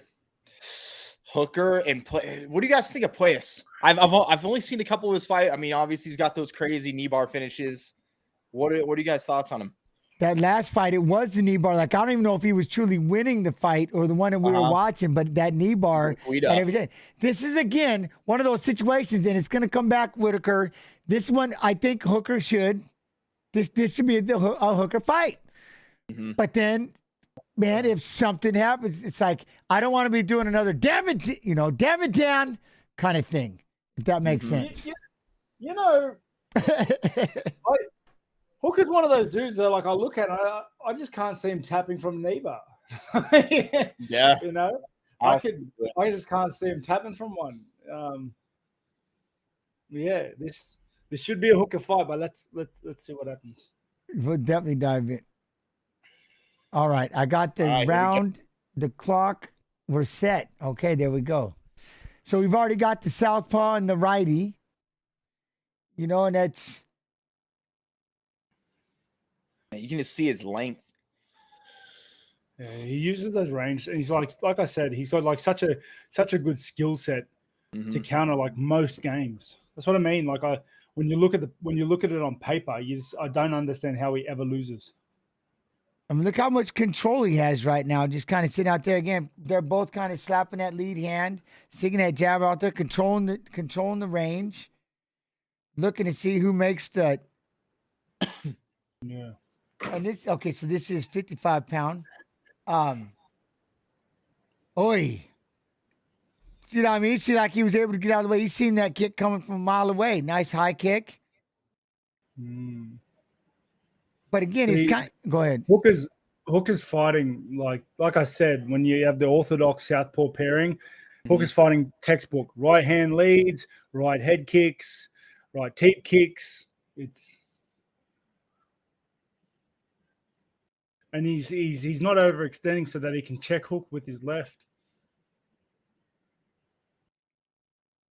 Oh man, the back and forth right here, just that feeling out process, you know. And it's kind of nobody's really trying to step in. If you notice, like the one thing I've noticed is you see how they're getting all the way out of the way, right? When someone's throwing a shot, nobody's kind of stepping in and checking the kick or the punch. They can come back with counter shots or anything of that nature. We're just kind of sitting back and they're doing a good job. There goes the knee. Imanari rolled. Yeah, Imanari rolled and caught the foot of Hooker. Dang He's it! getting on it. He's getting it deeper. Oh, now he got him to fall over. He's still. I can't believe he wasn't able to get out of this leg. Get his leg free. Now he's got it. Ish. Okay, now he's got no heel hook here. As long as he can stay nice and heavy. Go ahead. Sorry. No, it always impresses me, dudes, with that. Is he going for it again? Oh my! Such belief in their grappling. They just force a grapple like that.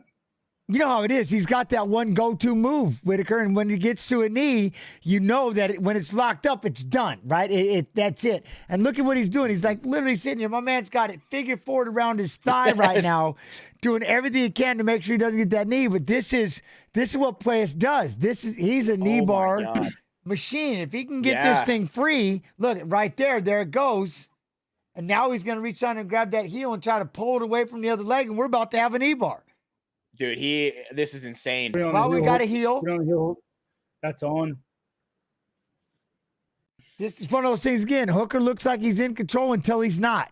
And now look, there he goes. He's rotating. He's rotating to the knee bar. You slick little bugger. The way he just did this to get that knee bar. Ish. This is nuts, dude. This level of grappling. Ah, man. There he goes. He's on the knee. Look, he's on the knee, but Hooker's doesn't look like he's stressing. This is what look at Puelles even looking back at him. Dan's just kind of sitting there going, I'll wait and see if it pops. That's the one. I mean. Like, I can see Hooker just sitting there being like, hearing it going, pop, pop, pop, pop. Right? No, it was. He turned around and looked at him. You know it had to crack. It's a savage. Oh, my goodness. You know that thing had to crack. Now he's out of it. I can't believe that. He just stone cold face right there, dude. He didn't even make any expression. But he didn't move anything. He kind of just sat there. But now he's going to stand up. His leg. But will he be able to move his knee? You know how when it goes, you don't really know it's let's see a stability issue here. But he's back up. There he goes, and he rolls forward again. Get the other one. He's going to go for the other one now. I didn't realize, okay, he's Imanari. Dude, he's just going for those, huh? Just nasty on the leg attack. Now, how would you handle a situation like this where every time you start getting closer, he just dives into that roll? It makes it really hard. You don't want to overexert yourself. You don't want to over punch and get caught, you know what I mean, overextended. Good right hand right there, though, by...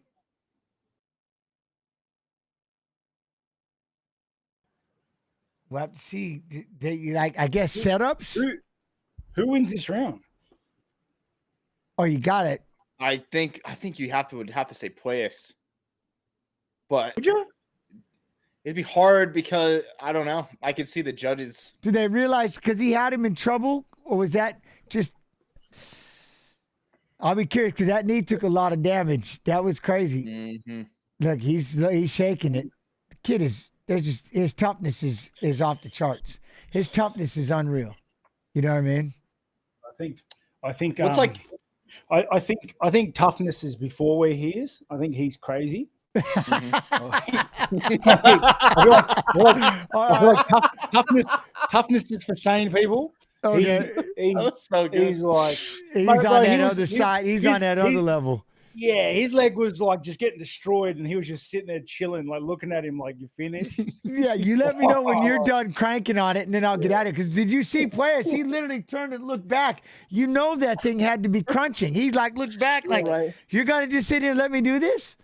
And Hooker didn't even make a face, dude. No, he didn't. He wasn't even throwing a punch. He's just kind of like he's just mad going, let me know when you're done. Just let me know. Yeah. Oh, man. That was awesome. Yeah, that was definitely. Look at how it filled up. The crowd is in there now. Oi. It always does. Here we go. Here we go. Well, like I see him moving and stuff. So, you know, I was afraid to see him take like a bad step and then watch one of his knees give out. So we haven't seen that. Right. Yeah. I would wonder how, like, if his knee is to that compromised or he got up, he kind of hopped on it a little bit. But ever since then, it seems like he's been fine. Oh. Just like it went dead for a little bit. Yeah, that'd be what happened with it. But now the ligament's torn all the way. Now, all right, now we're good. I got this. But you know, but again, I think the biggest thing right here is there. Now he's starting to land some punches in the high kick. But again, you don't want to overdo it, right? Because you know there he goes. He's going to roll for that leg. So it does a good job of kind of making you really selective at throwing one or two shots at a time. He knows this. He's the one trick. He knows, man. If he just can stop him from getting on that leg. I think Puelles may have blew his arms out. Is that you think he's gassing? He looks like it. Yeah, well, he's moving like he's moving like he blew his arms out. Yeah, he's looking tired. And now, and then look, Hooker's starting to find that range where he's getting a little more comfortable. And now Puelles got a hold of the leg this time. Mm-hmm. Pull on the elbows and step straight down or grab a guillotine, even better. Oh, there we go. GG, Hooker. There you go. That'll get him to let go, and then he gets away. We got eye pokes. And then, he wanted a timeout. Yeah, look at that dude like saying he poked me in the eye. The guy was butt scooting towards him. Like, give him a break. It's like I can't control everything. Oh, all right. Well, see, I like this because Hooker's definitely starting again. As long as he just doesn't get too overzealous, right? And just land those one or two. I get it. It's going to be kind of a boring-esque fight, but we're in a situation that you got to make sure that you got to be ready. You got to be ready to sprawl. You know what I mean? And get that leg back. I mean, that is Puelles' game plan 100%, you know? Well, he's just nothing but that leg. Hooker didn't overextend the first time. Puelles just shot from the other side of the octagon and started doing that Imanari roll. See, right there, he's still able to hold that foot. At this point, if you're Hooker, I mean, you've already landed some shots. You've got some damage in this round. Do you just play back at this point and just wait? Because if all he's going to do is go for your leg, if you just stop him getting your leg at this point, you're going to win this round. That's why I'm really wondering who won the first round, eh? Like, I don't know who won it. Because, like, the effective grappling, right? What was effective? Did Puelles have effective grappling? He did no damage to Hooker. Like, he was never really in a punching position. Right. I don't know. And yes, and right here, these would count towards takedown, sprawl and brawl, and stuff like this. And if you pull guard with no grips, you lose a point. See, he's hurt. Look, Hooker stands him back up. Get him up. Kick. He won't get up. See, now how many times you have to be told to get told stand up? It's like you gotta have to take a point. Yeah. And then he falls back to the cage. No way. That's like there's three. That's not you're gonna have to ding him. Losing. You'll have to ding him. You know what I mean? If you keep, I understand falling to your butt and butt scooting, but if you're told 3 times, 4 times to get up, what is to draw the line? You know what I mean? 5 times. 5 times? I mean, 5 times and a point is being taken, or at least a warning. Oh, he got him again there. Oh, he's No, hurt. he's There got it is, it. and they stopped It it. off. It's over. The kick to the body. Let's All right, go. Hangman. All right, Let's Hangman. You can't keep falling on your butt in a fight. You can't do that. You can't do that. Right. Like that's yeah. We saw that coming, but like To be that lost out there. You know what I mean? well, let's have a minute of silence for Dan Hooker's knees, but oofed. Yeah. Look at how hard Puelles is breathing too. He just Yeah, he invested deeply into that knee bar. that was his moment though. You know, look at right down the middle. Oh, he kicked him right in the belly hole. And as bad as he was already breathing, yeah, that was more of a collapse than it was a knockdown. He just this is Sparta. And he even said ouch. Look at him making that grimace. Yep, that'll stop that. That's no longer a butt scoot. That's you sitting down and turning in. Yeah, he didn't argue. He didn't argue with the ref or anything like that. He was like, "Thank God this is over." Like that, I left it all on that knee bar. Man, that was a big one. You know, I guess they work until you get someone crazy that doesn't tap, huh? Mate, I'm telling you, we're gonna have to find out. I'd like to know how that knee is the next day, because the way he just kind of sat there, like GG. I like it. Nice fight. I don't know. Sometimes if those longer guys are super flexible like that, man, like it might not even matter to his knee. Exactly. This is why I said I gave my prediction at the beginning of the fight as well. Like Dan Hooker won't tap. It's because I've seen him fight grapplers before and been put in heel hooks and such, and he just he sits there very comfortably. Mm-hmm. There you go. He's got patience, man. He has got patience. Oh, I love that kid. All right. I'm sure Rogan's gonna ask him about the knee. This is the first fight of main event. I'll have to see. Look at.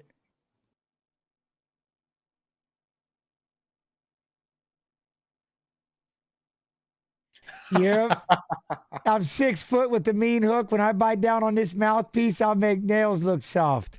Aye.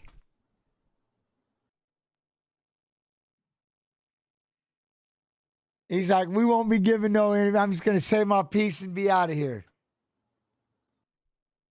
I love it. I love it. So who had the 60,000 channel points over there? Metaverse Cop, GG on that. Remember, Edgar and Gutierrez. Here it is. Chris Gutierrez and Frankie Edgar. Frankie 41 now. It's crazy. When you guys were saying that too, it's thinking back about, man, I was like a kid watching Frankie Edgar fight, you know, watching him come up with all those fights and those wars against Maynard and the early days. Frankie Edgar. Remember fight? One of my earliest fights that really got invested watching was Edgar versus Benson at lightweight. It was that was before I was in the UFC, and I thought that was unreal. Right. Oh, Frankie Edgar. Oh, beast. All right. Dude, and the wars against BJ Penn as well. Like, well, speaking of, I've got a video. We've got a video chat that we're going to, what's up? We got a video. I don't want to miss it in case I got time. So we've got an Edgar versus Gutierrez video for y'all. Jog to the octagon. Here is Frankie Edgar. He is in the elite status of pound-for-pound greatness in mixed martial arts. No man has spent more time in that octagon than the answer, Frankie Edgar. Sport gave me a living. I'm sure I would have been successful in any endeavor, but fighting gave me things that I didn't imagine when I got into fighting. I think what I've done, fighting across 3-weight classes, being at the top of 3-weight classes is really what a true martial art's about. Being able to reach that belt at lightweight was awesome, knowing that I came short a couple times at featherweight. It just shows how hard it is to achieve that, and I was lucky that I was able to do that at lightweight. Decided this is going to be my last fight tonight, one last swan song. I'm going to fight like I always do. with every fiber of my body. It's all over! Unbelievable! Edgar! I'm fighting Chris Gutierrez. He's a tough young kid. It doesn't matter who it is. I'm going out there and I'm going to play the long line like I always do. Born in Jersey City, New Jersey, here's Chris Gutierrez. I'm a massive fan of Gutierrez. I'm a fan of his fighting style, and I'm a fan of his ability to just stay within himself. When people usually underestimate me, that's been my whole life. I believe I've proven to myself that I can overcome a lot of things. I'm going to go in there tonight, I'm going to remove the name in the face, and there's just going to be a body, and I'm just going to run through it. Oh! Spinning back fist for Chris Gutierrez! There is your signature win for El Guapo! I'm fighting Frankie Edgar. This is his retirement fight. He picked me for whatever reason, maybe thinking I'm an easy opponent. I'm more dynamic than he is, because I'm younger. I feel I'm going to have the speed and strength advantage. Ultimately, I'm in there. I'm willing to give my life at that very moment when I step foot in the cage. I don't believe he's willing to go there himself. This opportunity is really big. I get a chance to catapult my career. The fact that he is a former champion, I have all the respect for him, but my time now. I think it's fitting to end it at MSG. One last fight in the world's most famous arena. I mean, you can't really have a better ending than that. I gotta get my hand raised and walk away into the sunset. I'm not going to hold any punches back. He's not going to hold any punches back on me. I'm going to go in there and I'm going to get the job done. I want to win. I think I'm going to win. You know, I put my all into this. Frankie's going to be in for a tough night.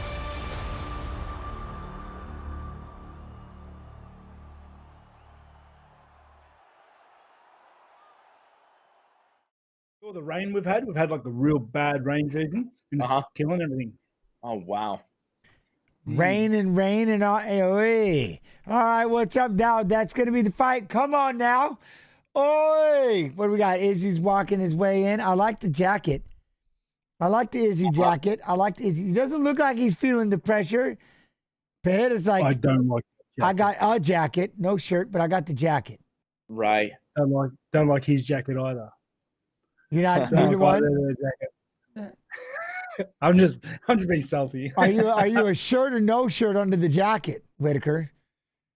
Me, I don't know. Tough times. Just got to say, right? It depends how many gold necklaces I have. No shirt. No, if I got no gold on, then I'll go with the shirt. The jackets was too expensive. couldn't splurge for the shirt. The jacket of the game. You know, it's like, why put the shirt on? It's just too much work trying to just rip it off, or I don't know. You know what I mean? He's doubled down on the jacket. I hear it. Wow. 7 hours and 55 minutes of fight time, most in UFC history. Isn't that crazy? 1,709 significant strikes, 73 takedowns. Edgar, who's got the 200,000 on Lots 95's got 200,000 channel points on Gutierrez. Woo! Edgar, the strut got 44.3 thousand on Edgar. Is Edgar not the favorite in this thing? Man, I don't know. I kind of would doubt it almost. No way. I don't care. He's the favorite to me. He's the favorite to me, chat. You know what I'm saying? If you're a wrestler, you gotta love Frankie Edgar. There's no choice. If you're a wrestler, Frankie Edgar's gotta be one of your favorites of all time. The fights. I mean, the minute he does this fight, he gets his Hall of Fame induction. He won't even leave the cage without getting a Hall of Fame induction, right? No, there's no doubt. He's got it. Like, there we go. I mean, he's gonna going to go retire to get the Hall of Fame? What? Do you need to be retired to get the induction? I don't think. Did they change that? I think so. I don't know. I don't know. I think it'd be kind of crazy to put someone in the Hall of Fame before their career's over. What do you mean? There's a few that have fought that are Hall of Famers, right? I think they did like their fight was the Hall of Fame, but I don't think they're like. I know they put like people who, like both of them were in a fight, and they'll put certain fights into the Hall of Fame as like Hall of Fame fights. But I don't know if there's anybody that's in the Hall of Fame that is still like an active fighter. John Jones? Faber. Did Faber fight after getting in the Hall of Fame? Faber's in the Hall of Fame, right? Yeah. I'm not sure. All right. I know with Jones, it was him in the Gustafsson fight that they put Poking in. hole in your theory.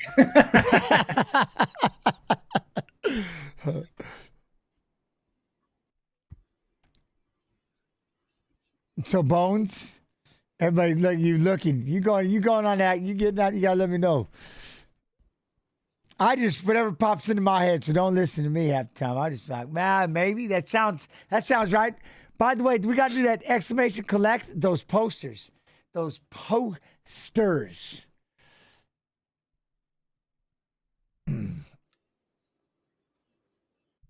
Okay. Okay, perfect. Perfect. There it is. I like that. I want to win. I think I'm going to win. I'm excited to see this. Let's go, dude. I mean, I'm going to be rooting for Frankie here. I want to see him go off with the final fight being a win. This is a trip. All the time. All the time. They're in it's Madison Square Garden as well, right?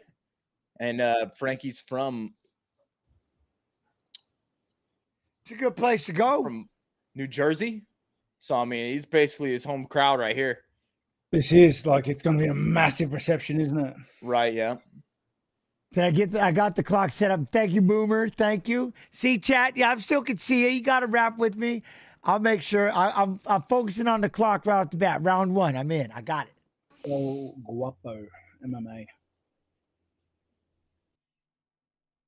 All right. Gutierrez. Imagine that pressure. Does he go out there? Yeah. And you're kind of in a lose-lose situation. You know what I mean? I don't want you to win, but if you do, you beat Frankie Edgar, you're a mean person. You know, you mean it.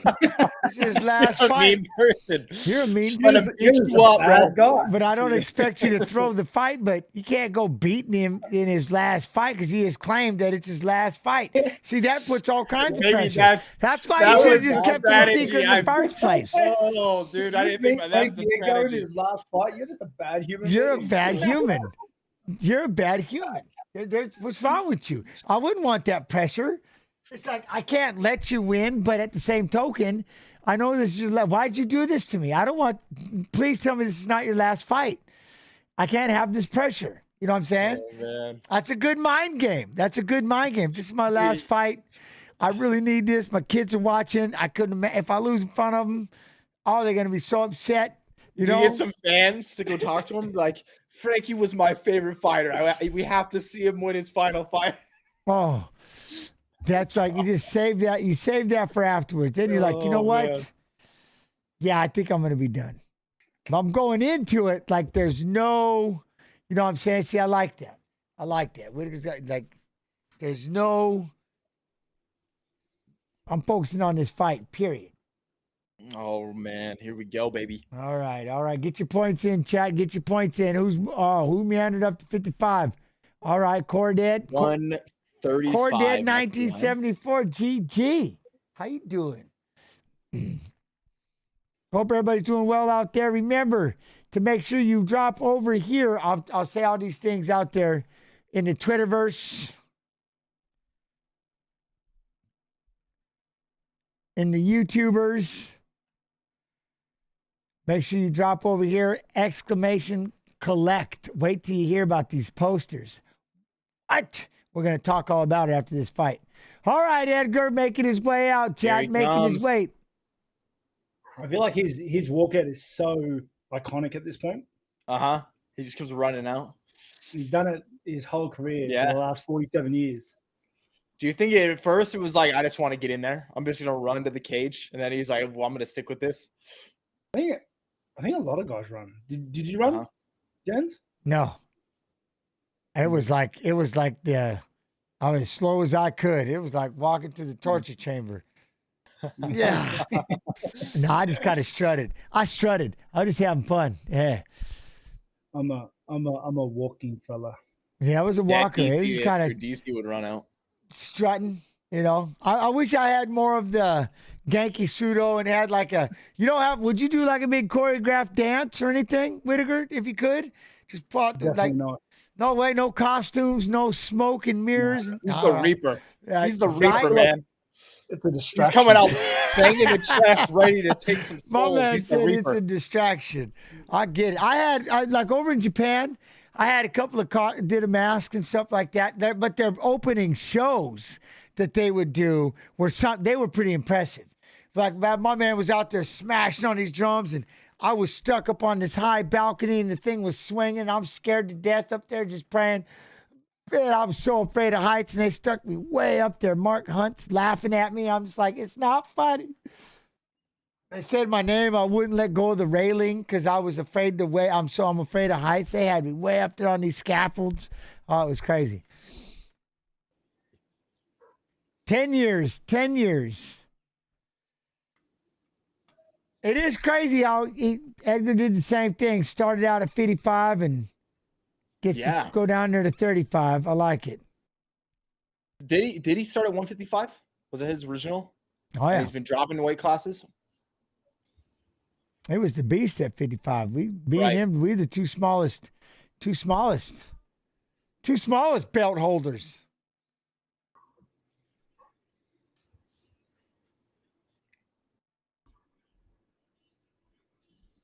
All right. Now, that's the one thing, right? Like, what do you think's going through Gutierrez? Can you stay in your game plan? You know what I mean? Do you feel like, maybe get a little overzealous? I'm going to put you out quick, Like, do you go out there and try to shut the lights off quick? Or, because that's kind of the one thing, right? As the older fighter, you kind of want to get the fight moving, get around in, and we start to warm up. Or is Frankie still can he still be a fast starter, if that makes sense? Well, you've seen that start to play against him now, because that's one of the things. Being the older guy, being the veteran, being in the octagon for so long, people have seen your tape. Yeah, they've seen your footage. They know what you're going to bring to the table. So you've seen in a couple of his fights, guys have actively countered that. Kind of catch him, Does he? Yeah, right. Does Frankie try to hold him down? Wear him out? Maybe.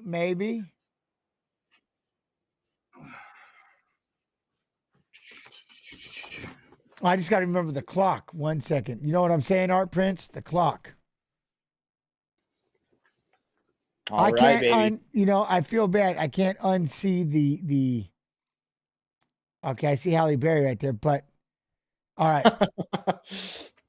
No, unsee. And right, I don't want to go. say X. I don't want to jinx it. So I'm just going to leave it there.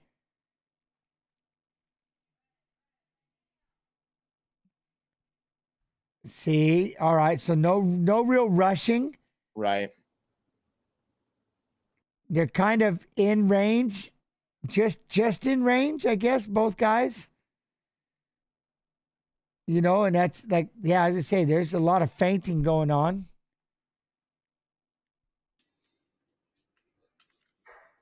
I didn't realize how big Gutierrez is in this fight. Yeah, it's definitely the bigger guy. Now this distance. Chat, it's the distance.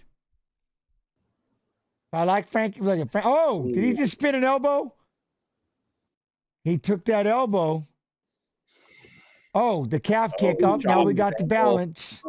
With 2 meter legs. My goodness. And the thing I don't like is what it did do, that elbow and that. It's okay. Now he's coming back. Frankie's starting to circle again. Obviously, greater physical reach and height and length. Yeah. He just sat on the outside. Like I mentioned it briefly for a minute there, that Chris was keeping him in that range where Frankie would have to overextend to get into that spot, and that's exactly what happened. Yeah. Frankie overextended to close that gap that Chris was keeping him at, and everybody make sure you refresh. Sorry, man. I don't even know. Like, I kept the internet, but I think the stream itself, I'm not sure what happened. Twitch, I guess, froze or did something, because we were just right here. But look at that knee, and it's just in that shot, right when you get in that close. That's just a natural instinct, right? Natural wrestling instinct. Ben Askren, You rushed him with the knee, caught him off guard. You're going to be the level changer. And you were talking about earlier, though, Whittaker, about just with someone with takedowns, just firing up the knee. You weren't saying it about the Frankie fight, but, you know what I mean? Right. You got to do certain things to throw up the knee. Zhang Weili throwing, like with that wrestler, Job Shady, throwing things up the middle, right? Exactly that. Like, I feel like, let's go back to the paper. Yeah. On paper. Right. You got a guy that wants to close that gap, that wants to live up right here, that wants to drop that level. You need to put obstacles in their way from getting this close and around your legs. And you do that by bringing up knees, uppercuts, straight line teep kicks, that sort of business. That seems like something they drilled because, like, it was as soon as he got to that range, he just ended up throwing that knee, and he knew that Edgar was going to go down into that for a takedown. Well, the knee, that sort of knee at that range isn't a super risky move to begin with. Like, and I try to tell this to some of my teammates as well. So if you've got a guy that wants to shoot, you can just lead with a right knee, because you're not going to put yourself, you're not extending, you're not going to put yourself in terrible danger. It's and who knows, maybe he decides to shoot at the time you're like, I'm just going to throw a knee up. Right. You know, it does happen. Like a lot of times it happens. You can just get lucky.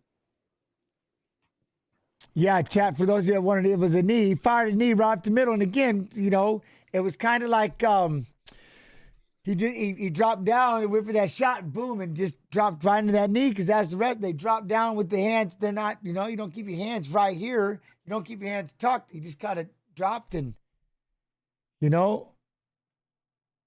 Shit, dude. Shit, that just feels so awful, bro. Did he wrap it up there? Yeah, I think he did, but like, look at him. Man. I don't want to see this, man. Oh man, God, dude, that's you terrible. See what I mean? That's just the pressure of, and now it's like, and now you're gonna leave, and you know, and it's. I wouldn't want to say it leading into the fight. I'm gonna think about it after the fight's over. And you know, if you get a win in there, then you're like, all right, I'm gonna retire. Otherwise, it's like, damn, dude. Yeah, I don't know. No, the problem will be, will he? The problem will be, will he want to come back? And here's the thing, though. And I know right now he's in pain. I'm not going to speak for him, but I am going to speak for him in an aspect. At some point, when you realize it'll hit you for a little bit, and you're going to feel bad, but then you're going to realize when it's over, but then you will start to go back and remember the things you did do. So what I'm saying is, I know a lot of people are like, this is the way that you're going out. You're going to have to live with this, but I promise you later on, these will all be bumps that he'll have to deal with. They're ups and downs, but he will focus on the things that he did do well. And that's somebody who's now been retired for damn near 10 years. I can tell you. You'll go back and you'll kind of focus on some of the cool things that you did do, and it won't hurt as bad. Like right now, we feel, man, that sucks to go out like that. It's going to haunt him, but it won't, because he had an incredible career. You know what I mean? And at some point, hopefully, I guess I don't want to speak too much for, but hopefully he can take that in there, right? Because it's that one thing. That's what kind of keeps you going. I want to go out on a high note. What if that high note doesn't show up, and now you just did it again and again, and now you just did it again? They're like, stop, you know what I mean? Stop trying to find the high note and just walk away. Does that make sense? And that's definitely. And that's where he's at that. So hopefully, if he does decide to call it now, he can go back and he'll start to focus on just the good things. And maybe when you get, again, we all have to find it. There's still a whole lot of life left, right? God willing, there's still a lot of life left. So if you can find those things and find your new passion, find what you love, you'll be able to go back and you'll start to have fun with the good things that you did do. And before you know it, you'll watch the things that did happen, the losses and stuff like that, because you're in a better spot. And I say that because that's exactly what this stream did for me. And that's why I'm saying it, because it gave me a place where I have worth and value, and I feel I'm okay with where I'm done. I can now start going back and watch Like we'll watch my fight with BJ Penn where I lost, or I can see that knockout where I got dropped, or I can see these things and I'm okay with it. I know I'm getting long-winded, but so hopefully he'll get to that position. You know what I'm saying? I know it hurts right now, but I promise you, as long as you can keep focusing on those kids and you find your next pathway in life and your new passion, you'll be good. That's why I said this stream saved my life. Like literally, Whittaker, 5 years ago, you couldn't pay me to watch MMA. You couldn't get me to go near a fight. I wanted nothing to do with any of it. I got nice and fat, said I'm not going nowhere near it. I'm not kidding you. Then AK Snoo convinced me to start streaming. And I'm like, all right, I'll dive in. And then someone said, would you watch my fight? Sure. And then I started watching fights, and then I just started having an opinion. And I just found, I'm like, man, I really love this. I love talking. I love hanging out. Chat comes in. They give me their time. I love this. You know what I'm saying? Found my passion, and now I can face the rest of my world, if that makes sense. Sorry. No, definitely. And I think you just like detailing, like, thank you as well. Like you detailing your journey in like fighting and then not fighting and acceptance and like identity shifting and like, you know, growing with that is massive. I think there's not a lot of people to speak on that because obviously some people never reach that point, which is sad to say. Yeah. And the guys that do sometimes don't speak about it. So I think like thank you very much for putting that out there. I think that's much bigger than you know. I hope. Saying that, seeing him lose like that and then hug his family or sad ruined my day. I saw, man. I saw your reaction when that happened, man. And my day is ruined. Yeah, it hurts. It's heartbreaking, but that's why you got to go back and put it this way. If I had something right now, it's time to watch a Frankie Edgar fight. It's time to watch his battles with Gray Maynard. It's time to have a Frankie Edgar day. You know what I'm saying? It's seeing Jose Aldo, seeing Jose leave, seeing, you know, I've had to watch all you youngsters show up and say your goodbyes and, you know, and stuff like that. And but again, it's one of those things where all you can do, like in anything, the athlete is about to pass away. And what do? We try to focus on the good things. And as we focus on the good things, as things start to heal and you start to find that your passions and other things and you start to get about it and you can start to talk about the bad things later on. And it's literally a death. The athlete in you dies and it's no more. You know what I'm saying? It's been your life for a long time. So what do you do? And I said, it's like, how do you go forward? Well, it's like any death. You talk about the good things, the good times. And then the more you talk about it, you start to, life goes on and you start to feel whole and you get new adventures and new ideas and boom, now you can talk about all of it. I think it gets there. I want you to feel better, but I get it. It does suck because I remember young Frankie, man, the first time talking about it. But it's weird because if you think about it, you'll start talking about, I remember when I seen Frankie at this, or I remember watching Frankie do this. When you literally go to a funeral, what do? I remember when I met him or I met them at this and I seen this and we did this. You know what I'm saying? That's why I said it in my documentary. It's like, how do you learn to die twice? The athlete in me had to die. I had to retire. And then we all meet our maker one day. And it's a God-given tough. It's a tough sport. And there was a moment where you're like, when I stopped, I'm like, I'm never coming back. I don't want nothing to do with fighting. I'm walking away. I'm putting on a pair of goddamn overalls and I'm going to start, I'm going to start farming. I'm done with this, you know? And it just like, but I got pulled back in and it was Twitch TV/Jazz Pulver, which then switched to Twitch TV/UFC. And here I am. I'm doing watch-alongs with you savages and we're watching fights and with people coming in. I had my computer freeze. I got all this technical crap that happens all of a sudden. And I love every minute of it. I love it. All right. So by the way, speaking of time, I want to talk one thing really fast about this. UFC collectibles. And I know you're going to be able to type it in chat, but by purchasing, so exclamation collect, I think it's the exclamation collect in chat. By purchasing a mystery poster, you have the opportunity to get a surprise fight night poster from historic events to more recent fights. Or you may get even luckier and open your package to find a special PvP poster, all of which will be signed by all the fighters from that event. So you have a way of going in there and this exclamation collect right there, exclamation collect, you can grab your autograph posters. You have a 1 in 4 chance of receiving a pay-per-view signed poster for the price of a fight night poster. So that's an incredible opportunity for avid UFC fans and collectors. What you'll do is you'll scan the code, exclamation collect, scan the code, the QR on the screen, or type exclamation collect in Twitch chat and hit the link. YouTube, Twitter, you got to come over here and you got to jump in and do that. But the exclamation collect so that you can grab that poster. You got to jump in. Did I say pay-per-view? I said PvP? I said PPV. I didn't say PvP. Did I say PvP, you two? You did say PvP. We're doing a little player versus player. Dang it! All right. Yeah. That's the gamer in me. We all knew. That's we the all gamer. knew. All right. PPV. PvP. Hey, I was a Grand Marshal rogue. I'm just saying.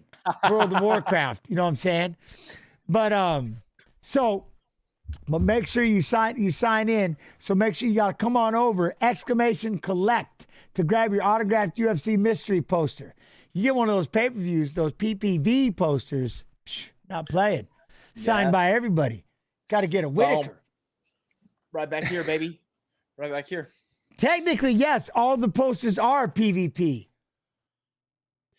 That is true. It is good way to look at it. Player. I love it. Thank you, UFC Mod 2, for the save. Thank you. I will be right back. I need to go bathroom. Poirier, Chandler. Oh, baby. Let's go. He's making his way to the top. You know what's weird, though? I don't know why the stream stopped, because I didn't lose internet. Never lost connection with everybody. I was watching it and having a good time talking to everybody, doing my thing. Yep. And then I looked over to the left and said, oh, wait a minute. I'm frozen. Uh-huh. So remember, Chad, if this ever happens, don't leave. Just refresh. I'll be right back. You know that. I've got an 8K snoo. He fixes things. Man. Poirier Chandler here, gents. I know. This is going to get... love both of these guys. Both of these guys are some of my favorite fighters in the UFC right now.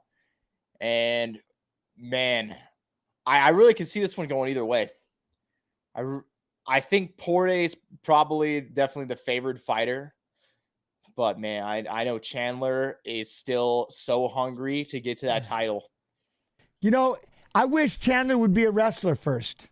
And let's get some fatigue. Let's get some of that anaerobic fatigue into, into that. And let's get him tired first a little bit.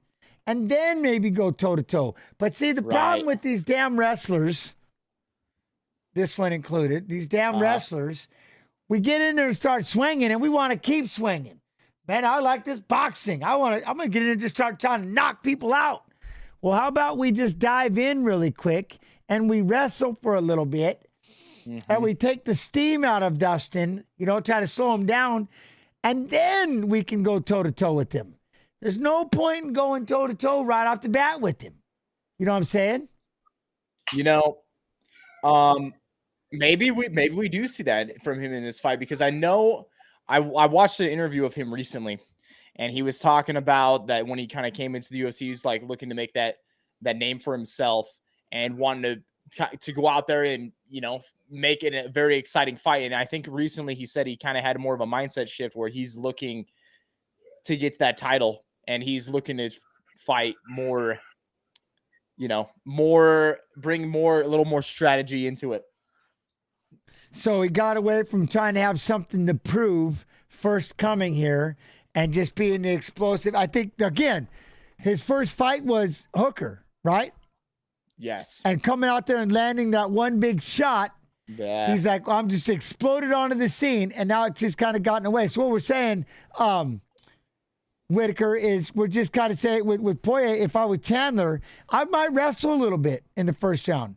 I would clinch and backpack a little bit, and then maybe get into the swing. Or do you try to come out there and just bomb and go toe-to-toe with him right off the bat? I don't. Yeah, I don't know because I guess because like I haven't seen a lot of anything else that Chandler does.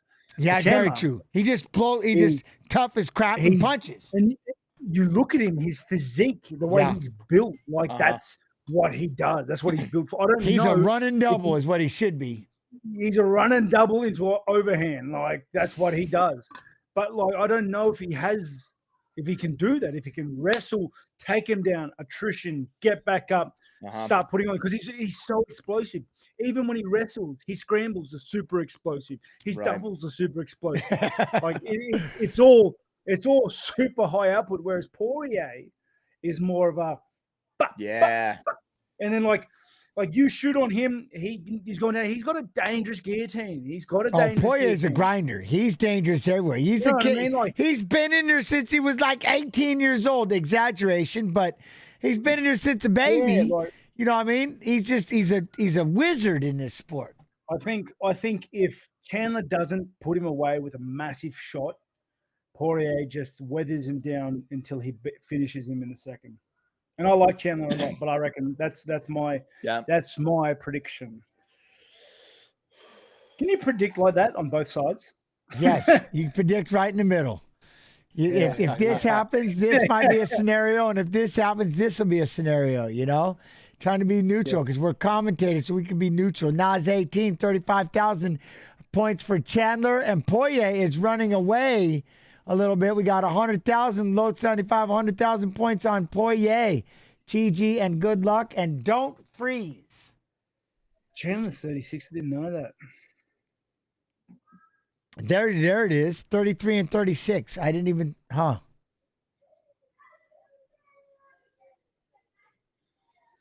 right.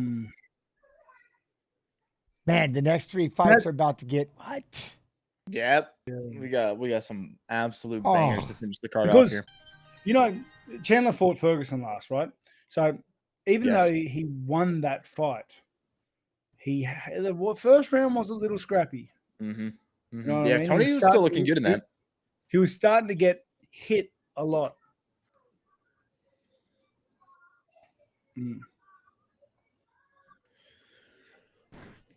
But because this would happen. Dustin will be the skilled boxer with the, like you said, Whittaker, with the pop combos. But out of nowhere, poof! Chandler will blast him with something that knocks him dizzy, and then poof, poof, poof. I know it's all sound effects, but you see what I'm saying? There's going to be the pop, and then Chandler can just poof, and just land one shot. Oh, and then I can see it happen in a second. Yeah, but you see, I can also see Poirier weathering it, like not going away, you know, and then getting back up and then slowly starting to creep back. He's done it so many times. Grinder. He's a grinder. Grind. Yeah, he gets like a big shot, put on his butt, hops back up and starts weathering it back. You know? I don't know. It's kind of a little bit of that like Diaz in him almost, you know? Where like Diaz takes so much weathering, but he's that smooth, like you were saying. Just stamina and a whole lot of durability along with it. Here we go. All right, here we go, baby. Southpaw and Orthodox matchup again. And that's another part. So who's going to be the? See, and again, now I really like that bounce, right? That bounce of Chandler. His feet seem a little too wide for my liking, but he's just so dang explosive. See how wide his stance is? And then Joe Rogan starts talking about it literally right afterwards. He's stream sniping you, dude. I'm telling you. But that's the one thing. But how much footwork do you really have right there, Whittaker? Like, if you really had to make a distance jump, other than, you see what I mean? Other than he's really athletic, it's like you want to make sure you have enough so you can take a decent step to close the distance. Yeah, you definitely. Yeah, like I like. He's just throwing some kicks, man. Just hurling them. I like the long stance. I like it. I like it. I just don't know. But again, see, there he goes, trying to drop down for that single.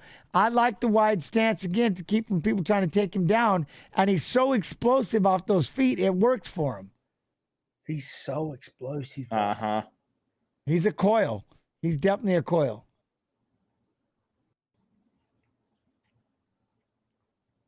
And now you just got to make sure you stay on that foot on the outside. And that you can tell. I mean, you're just waiting for that one explosive set up, that overhand right. Boom. Did you just check that cross kick and then give him a little face look, a funny look? Wait, that or was it low? Yeah. See, that 1-2. See, there he goes. Also, here he comes. Keep him up against the fence. Yeah, is he going to let him off, though? He's not landing a lot of those kicks, though. I know they look good, but... Oh, there's another right hand. Big shot. He hurt in there. See, those explosive right hand. Dustin's got to stop letting him get in like this. Oh, another big right. There it is again. I'm right. He's teeing off. They're fighting. Dustin's literally fighting with his back on that fence. Oh. We got a straight left. This is literally how I said the fight was going to go down. The speed of Chandler and cracking him, chat, with that right hand. Dustin's trying to be technique, but he's getting bombed on. It's about the only way I could say it, right? Bombed on. He got tagged there. Yeah, he did. Yeah, now Chandler getting a little rocked. Oh, see, he's bombed. 4 big shots. Take a deep breath. Man, Chandler only does have one gear, doesn't he? Dude, you're 100% right, man. He just needs to pull back a little bit. That's what Whittaker said. He's being gassed going second round, man. We're only halfway through the round now. You know what I mean? Yeah. No, he's not wrestling, Chad. He's literally swinging for the fences like Chandler does. He's bombing, literally throwing bombs. Poirier's trying to look at. There's that level change. He adds that in with that overhead. There it is. Oh, he drilled him with that right though. No, there's another one. Oh, Chandler, there he goes. Dustin's eating him. Goes in on the double. That's going to set it up all day right there. Okay. That double leg, this is good, though. feint, and then he hit that overhand. But now he's got to make sure he saves his gas tank. He's going to sit in half guard, take a deep breath, and you're going to work for this guillotine. I think that double leg is helping Poirier recover.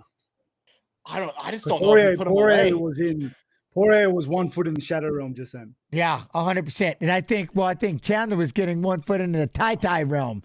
He was getting a little winded because he started throwing a lot of bombs. He don't throw anything slow. He's putting. I think he's invested. Ooh. He's got a hook. We're gonna throw a leg He in. might be investing too much in this grappling though. He's blowing his arms out. Yes, I don't like this. Hopefully he's not squeezing too hard. You know what I mean? You know how to just kind of sit there. Don't fight too much. I don't like when he goes down for that reshot. You've got Poirier peeling on the hands. Right. Now you're putting in a little too much extra, and the shoulder's going to turn purple. Got him back down. Keep making him wrestle, Dustin.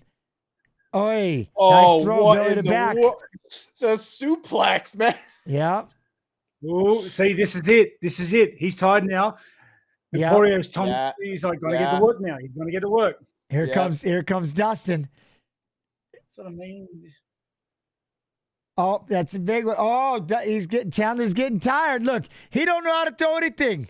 You know what I'm saying? He don't know how to throw anything. It's crazy. Chandler's gassing out. Chandler's gassing out. Poirier's coming after him. Chandler threw all those bombs. Now he can't get out of the way. Oh, Poirier's going to try to stay composed. He bounced the left off his face. Now he's throwing the combination. He's got Chandler up against the fence with 5 seconds left. Oi! Time. Dude. Crazy. Mate, I said this. Did I not? Am I not a prophet? You're a prophet. You're a prophet. He burnt himself out. You know he doesn't come out much better in the second. No, he's not going to get it back. The gas is gone. He doesn't see. Where's his? Why does he got to be like this and just go? He can't help it. I think he just gets in there and he just go. It's in him. I'm pretty sure that's how that's what he looks like when he's doing groceries. He's sprinting with the cart. And he's trying to knock things off. With the trolley down the aisle like this, grabbing things off the shelf like this. Dude. Can't help it. Man. I guess it was just whether or not Poirier could get out of that trouble. For half a minute though, like most of Poirier's fights, he took one foot in the shadow realm. Yeah, he definitely survived the storm. Look at that, hands up. Yeah, double that double leg brought him back, Ah. and Chandler invested too much into it. Right. Dude, the one thing with Poirier, though, is he gets that one foot in the shallow realm, the other foot is just cemented. It's cemented back here. Man. Like, you got to break that It's like to get the other foot in, man. It is impossible to get that other foot in there. Let's see what happens. Here we go. Here we go. Oh, man. Now, Chandler, at least he's bouncing. But it's like Chandler only has just these big windmill punches. He's not moving anywhere near as fast as he was in the first. Yeah, now, he's bouncing. Poirier's going to start teeing off with this jab. Or maybe not. We'll find out. Poirier's going to let him blow himself out again. Yeah. Goes in on a double. No, Chandler, don't do it. Now, you better keep him there. Maybe he's going to be able to get here and keep it here. He better stay here for a while. Like a half guard and control it. That might be a decent plan for him, to be honest. Or is he trying to peel on the face and get it all done? But that's what they. So we got Chandler's in his. Chandler took him down. He's in the guard. Poirier's got an open guard, looking to try to move. Chandler's just gonna. He might just have to sit here for a while until the ref stands him up. If I was Chandler, the ref is standing me up. You know what I'm saying? Mm-hmm. I'm gonna kill some clock. I think. I don't know who's winning the energy exchange here, though. Yeah. You know what I mean? Like, Poirier's kind of just cruising, and Chandler's having to, like, use his legs. As he's about to throw up a triangle choke. Yeah, he's about to throw a triangle up. We've got. Oh, my God. Look at that blood. We got look at that everywhere. Oh, we got Chandler is gushing. Now he's going to throw in a leg. Poirier's on all fours. Don't go grappling yourself out. Don't squeeze it out too bad. Don't clear your eyes. There you go. He's got a leg in. He's still looking at that neck. Oh, he's got his back. He's got his back. He's got Poirier's back, but Poirier's doing a good job of keeping the chin tucked. Now Poirier's got some blood coming off of him, man. I think it might just be all his. What about running that wrist control and throwing a shot? He's got the far leg. He's got it going for the far wrist control. Cut the leg in. Oh, he's going to get bucked off. He's up too high up. He sat back. He got back. Going in both legs. We got both legs in now for Chandler. Oh, this ain't good. Oh, we get underneath the chin. Oh, we might be under the chin. We got it turned sideways. Poirier's trying to I think he's still good. With the angle and everything, I think he's still good. He's got the head kind of cocked to the left a little bit.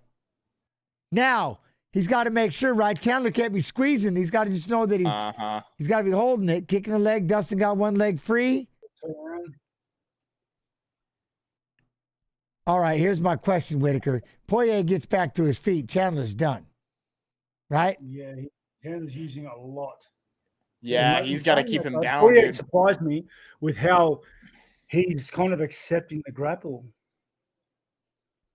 He's got to survive. He's peeling it off one at a time. But see, Chandler's still able to force that hand in there. Mm-hmm. See, that's what I'm hoping, McCory, that this is a little bit of a break time. So now he's back to the fence now, though. He's got his back to the fence. He's still got his hips. See, if Poirier gets up now, Chandler's in trouble. There's that far wrist control, GG. Now we've got that Dagestani handcuff. Trying to go get a Kimura here for a sweep or something? No. Rip right hands because he's got to try to get his guard back. I mean, he's got to try to post and get up. Good job fighting the hands, though. Dustin's doing a good job of fighting his hands. So do you think with the minute 10 left, Chandler's got to be resting-ish right here, right? Yeah. No, his arms are blown. His arms are blown. Those are back of the head, all 5 of them. Those are all back of the head. Those were all back of the head. But they were little hammered. They were little wristies. There you go. Now those are, see, he's got that one wrist still stuck. He's got that far wrist, chat, tucked up underneath. Dustin now had to give up his back. There you go. Now he's in the guard. Full guard. Big Can round he do this in another round? He's got 2 rounds up, maybe. It's very likely. Or 1-1. It's possible it could have been 1-on-1, but I think he did way more damage to Poirier in that first. Poirier stunned him once. I think Chandler stunned him like 3 times. So, but in the eyes of the judges, though, it looked like Poirier was going to finish him at the end of that first. Yeah, that's one of the things. I love it. You never know with the judges. All right, there we go. End of the round, chat. End of the round. Oh, chat, much love. How's everybody doing? Yeah, this is going to be, we're going to go into round 3. Oh, wow, man. Is he going to be able to get another takedown? Because he's going to need one. He's going to need one. I don't think he's going to be able to stand up. I'll give him this. He recovered nicely. You know what I mean? He recovered nicely getting that round. I think he was able to sit there and hold that wrist and keep that control. But, gosh, Chandler's just he makes it too hard for himself. Chandler made an excellent broken decision. nose. He made an excellent decision on like making sure he got that takedown and investing in keeping him down. Yep. Yeah. Like 100%. Yeah, for the whole round. 100%. 100%. A lot of those were on the ear, but then some of them started creeping in the back of the head. Oh, the fights are incredible. They're incredible. Yeah, we got Chandler and Poirier fighting right now. Oh, they're going to the round 3. Love you. All right, here we go. All right. All right, let's see, man. So what do you think? Reaper. They said 1-1. Poirier's corner told him Reaper, 1-1. third round. No way. You're Chandler. What do? You take him down. Do exactly what you do in the second. Yeah. Do we throw a big overhand right, Vis? Okay, Vis, I'm coming back at you. You're Poirier. No, dude. You're Dustin I'm Poirier. What do you do? Yes. God, you got to be like hunting Chandler down, but you got to be ready for that shot the whole time. Right? So you got to be like searching to get a hold of him with your punches, but you got to know that Chandler's going to try to take you back down. You got to fight that takedown with urgency. Chat, what do you do right now? Nope, see, there's his problem. He's got to throw that bomb and then shoot the takedown. That right there, Dustin's approaching too slow.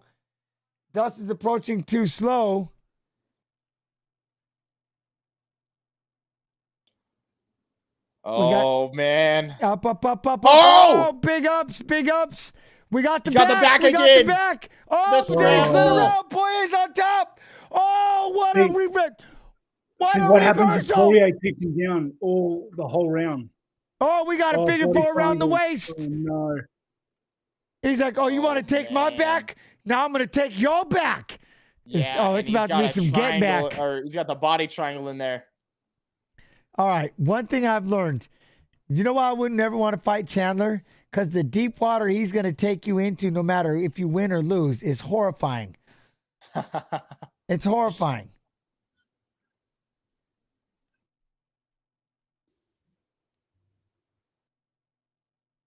Oh, he's got it in tight. He's cranking. He just fit it in. Poirier's got the back and tapped it. Dustin Poirier with the rear naked. What a fight. Mate. How tough is that kid? Man. How tough is Poirier? That's just dude, stupid. He's tough, dude. Mate, you know what sucks is like no matter how well you perform, the fight's ending up like that. Like, and then hats off to Chandler. Like no matter what fight he's in, whether he wins or loses, he goes out on his shield every fight. Yeah. Oh, it's ridiculous. Dude, Dustin got the back. Dustin got the rear naked choke. Dustin submitted him. Poirier with the dub. Chandler was just Chandler just man. You literally leave a piece of you. That piece of you just is never coming back after fighting Chandler. I'm telling you. God, he had him too. Look at he had him up, dumped him, took his back, and Poirier caught the foot and scrambled. Look at that was the boo-boo. Chandler sat back thinking he had both legs in, and Poirier caught the foot and said, nope, peeled it off, spun around, reversed him, and took his back and donezo. You see, though, that's fatigue. That's fatigue, but for sure. You know what's bad shit? We still have 2 title fights Yeah, that felt like it was. That could have been a main event right there. My God, dude. That fight. Oh man. Oh, chat. Come on.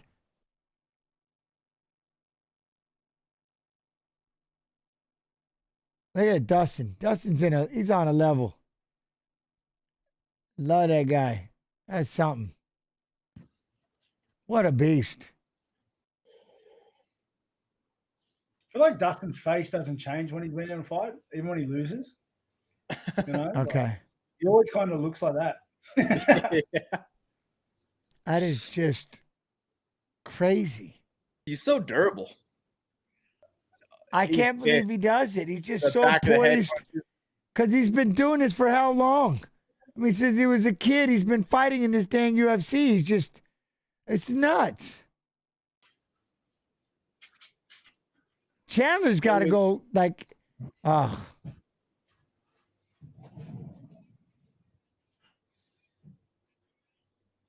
That's Poirier's crazy. mad about those back of the head shots still. Is he? Which I mean, it does make sense, right? But because they rattle you still, you know what I mean? Uh-huh. They rattle you. Yeah. All right. Well, when they're doing this, I got a video for all of you. We're gonna watch the Esparza and Zhang Weili video. After 5 rounds, we go to the judges' scorecards. The winner by split decision, and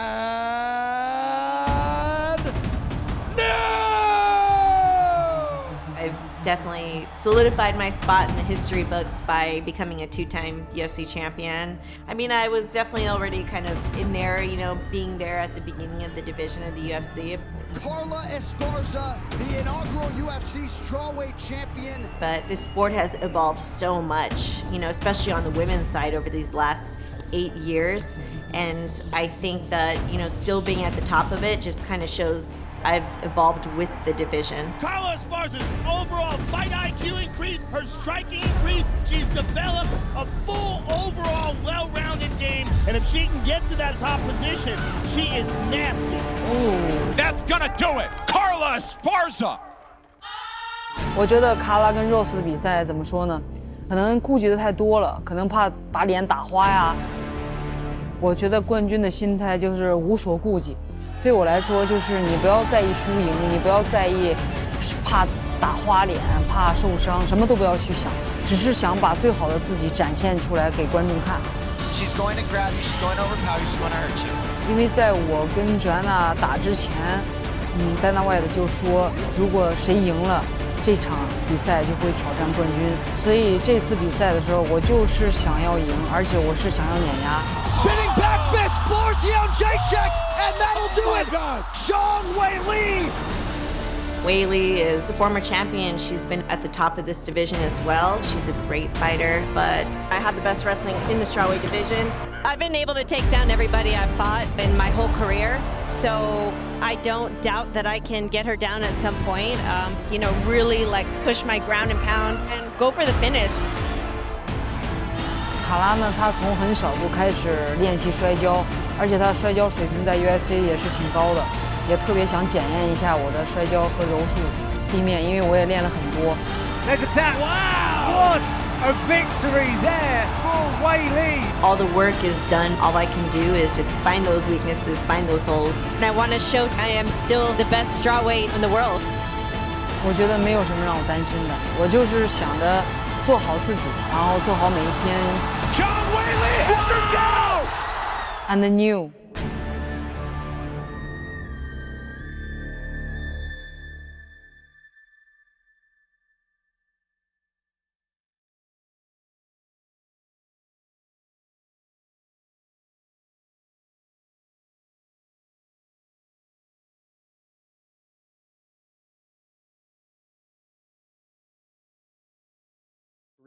I know that like flipping it doesn't compare to anything like that. No, but it does compare. So number one, stop because we're back live, but it does compare. So right, continue. But that's I was just saying we were talking about what James was talking about earlier with you know, having to be okay with you know, part of yourself dying. And I was saying it doesn't compare, but it's like that for a lot of people growing up out there. I'm sure there's a lot of people out there that, sports was your life. Yep. 100%. And that was football with me. And it's kind of even the same thing back then. It's like after football was over, that was your thing always growing up, that you did all the practices, you did all the camps, you did all the summer camps, you did all the tournaments, all of that. And then boom, you have to get to a point where like, holy crap, what's next? Well, and it's funny enough, because streaming was your thing and that was my thing too. Yeah. Well, and like I said, being able to talk to everybody, I love that part of it. The fact that people give me their time, right? Uh-huh. The fact they come into the stream and literally give me their time. That's the one thing I miss so much about fighting was people would wait just to meet you and like would literally stand in line just to meet you. That's the craziest thing in the world. I'm like, this is the greatest thing ever. I'll sit here and hang out with everybody. And then now that's how I look at streaming. People are giving their time and they're sitting in here just to hang out with you and talk to you. That's why I'm the pause king. You know what I'm saying? No matter what, I'm always gonna pause. That's why I always liked your vibe watching you stream and stuff too. You know what I'm saying? Is because you're friendly and you talk to people. Because I've always I respect everybody's time. And you'll see some people, they just act like it's a burden. You know what I'm saying? In the fighting world and whatever we do, like it's such a burden to have to sit there and stop and talk to people for 1 second. It's like, really? It's like, really? They're giving up their time. It's the greatest thing in the world. It's awesome. But that's why for me, the stream has just been hand in hand perfect. Plus I could just talk all dang day, but yeah, so when you find it, but it is, you'll learn how to, when one dies and then the other one moves on, I missed whatever that was. One more time. Oh, thank baby. you. All right. We got Carla all right. and Wiley's. So let's have a conversation about this. Let me get this chat. Let me get this prediction up here real quick. We got predictions, chat. We got predictions. All right, number one. Now here's what we're gonna do. What we're gonna figure out is we've got Oladi Sama got 237,000. Zhang Weili. All right, 237,000. GG. Esparza. Merc tweets TV with 30,000 channel points on Esparza. GG. Don't forget about exclamation collect in chat. Those posters. You got to get those posters. 1 in 4 and you'll get a pay-per-view, a signed pay-per-view poster. Everybody on that card signs that poster. Like, you know what I'm saying, Whittaker? You got to sign. How many signs you got to sign every time you go to a fight? You sit there, there's just a stack of them, right? Autographing like everybody else, the event poster. Like this. I forget my signature by the end of it. Right? You're like your second, or when you got to do the Panini baseball cards, you got to sign the little names. I forget. I literally forget how to sign my name. I have to stop. I forgot how to sign my name. You sign so many, I forgot how to sign it. But yeah, exclamation collect. It should work. If it's not working, why is it not working? I swear, isn't it exclamation collect? In chat, who's got the 73,000? The slap fighting, Whittaker. Question. Dude. You two, slap fighting. Would you do it? No, absolutely not. No way. This is just asking for terrible things, man. Zero chance. Like it just runs, it destroys all my instincts on not getting hit. Mm-hmm. Thank you. Okay, so yesterday we had to do the press conference. Dana was doing the talk, and people were asking. I was like, we were on the stream, and I was like, there's no way. Like, what do you mean? I go, I'm not going to just stand there and let you. Yeah. Now, the only thing I did like was, so you have to call it out. I'm going to do 2 warm-ups and then the slap. And they don't, so I thought they can do the fakie and the fakie. No, there's no fakie. It's 2 warm-ups and then the slap, or they can do 1 warm-up and then the slap. But it's like, why would you stand there and just, who cares if you can take it? I was like, that makes no sense to me. Not one. Now, I'll watch it. Believe this. Yeah, I'll watch it. I'll watch it. Oh, yeah. I don't think I'll be able to go away from a chat. I'm going to have to watch it. But especially if we get to stream it, you know what I'm saying, on the stream. So we're going to have to, but here's the thing. I think they got a series, a TV series for this stuff. The slappers aren't playing. But it's just not my cup of tea. I just couldn't do it. Uh-huh. No, sir. I want to think that I can block every shot, and if it happens, it happens. You know what I mean? Sand Collector says, hey, Bobby Knuckles. Yo. They're all saying. They're all saying. 99. All right, so Esparza, we got 99. So do you think you can, okay, in all honesty, you two, who's winning this fight? I think I really like what Rob said earlier, where Weili's path to victory is if you just stuff the takedown. Yeah. You know, like you fight smart on your feet, stuff the takedown, and you should end up winning this. And I can see her doing that. I like it. It's going to be very hard for Esparza to get the takedown on her. If somehow though Esparza does get the takedown, this fight may end early. Mm-hmm. Well, she did the Yao Jianan with those elbows. She got that crucifix, and it was horrifying. I mean, that's when she gets down there, she can wrestle. She'll hold that position. Yeah. You ain't getting back up. That's what I like right there with that throw. That's the thing I need to see and want to see is, can you get up? Because look at that. Look at the way she's holding that with Yao Jianan with those elbows. The ground and pound is ridiculous. And she has blown through some, but she's an elite wrestler. So she's been wrestling since she was a child, 100%. But yeah, look at that. We got 1.7 million channel points on Zhang Weili right now. Gangsters. Gangsters. Oh, we're putting it in there. We're going. But she could do it. She could do it. But I don't know. I think Weili's hands are too scary. Too scary. You know what I mean? Does Jens know how many viewers there are? No, Jens has that stuff turned off. Is Weili Zhang the Michael Chandler of the women's 115 division? Because she's kind of like that. She's just a freaking so explosive. Oh, I don't know, but she's making her way out. She's making her way out. We don't tell Jens these things because he'll freak out. But if it's true, how's everybody doing? That'd be nice to see exclamation collect. Exclamation collect should just be streaming through there because you need to be getting these posters. By the way, exclamation FP, because we'll be back on the stream on Monday recapping the fights we watched today with an interview.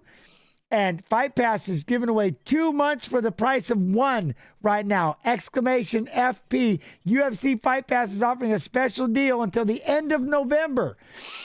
The end of November. New subscribers can get 2 months for the price of 1. Live events every weekend. Look at her. She's walking out. She's going to hurt somebody. She looks like she's going to hurt somebody.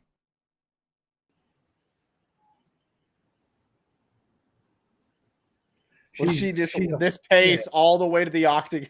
I hope she does. She's a fighter, 100%. You know, she's scary. She's scary. Yeah. Her skill sets, and again, she picked up Francis Ngannou like it was nothing. That does not leave my head. I can't get that out of my head. She said, "Boop," and picked him up. I can't get that out of my head. Done. I said that earlier. That I think there is a size difference which has to be considered. You saw when Weili took down her last couple of opponents, like they don't get back up easily. Yeah. And yeah, I think the strength plays a big factor. Even though like Esparza's got the wrestling and the technique and whatnot, I think when you have a certain level of strength, you can kind of negate a lot of them. And it's one of those things. Al with the 5 gift subs, much love and appreciation. Remember, chat, all subs, not some subs, all subs go to support the American Cancer Society. But the wrestling, and Carla's been wrestling for so long. This has got to have to be explosive. I could see something happening really fast. Oh, Chat. Dang it.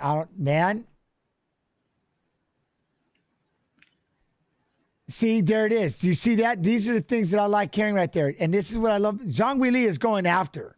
If you try to slow this down, I'm going to chase you down. If you want to wrestle, I'm going to wrestle. She's like, I am not going to let you make this slow and boring. And because she knows Carla doesn't have stand-up. You know what I mean? It's all got to be that wrestling. Now, there's my question, Whittaker. If you know, now anybody could just throw a bomb, you know what I mean, and land it. But I don't like, do you think she even worries about, Carla doesn't have any stand up. So do you just go out there and pressure, and allow your sprawl and brawl kind of thing work or what? I don't think she can be reckless. I think she was a little, what's the word? Carefree-ish when she fought Rose the first time, and she got clipped with that head kick. She was heartbroken. She was heartbroken. That boo. Like that, that level of like complacency. You can't if she comes out here thinking she can just run at her and pressure with strikes and stuff takedowns and just beat her up like that. I think she's in for a bad night. I like it. I think she's got to be tempered. She's got to attack from the outside. She can't overextend. She can't play into the game because that's what Esparza wants. She wants to turn it into a dogfight. She wants the exchanges to be close, even if she loses them, so that she can get her hands on you. Yep. And catch you over progressing, get the takedown. You know what I mean? Yo, by the way, Hardy down under for surpassing 1 million channel points.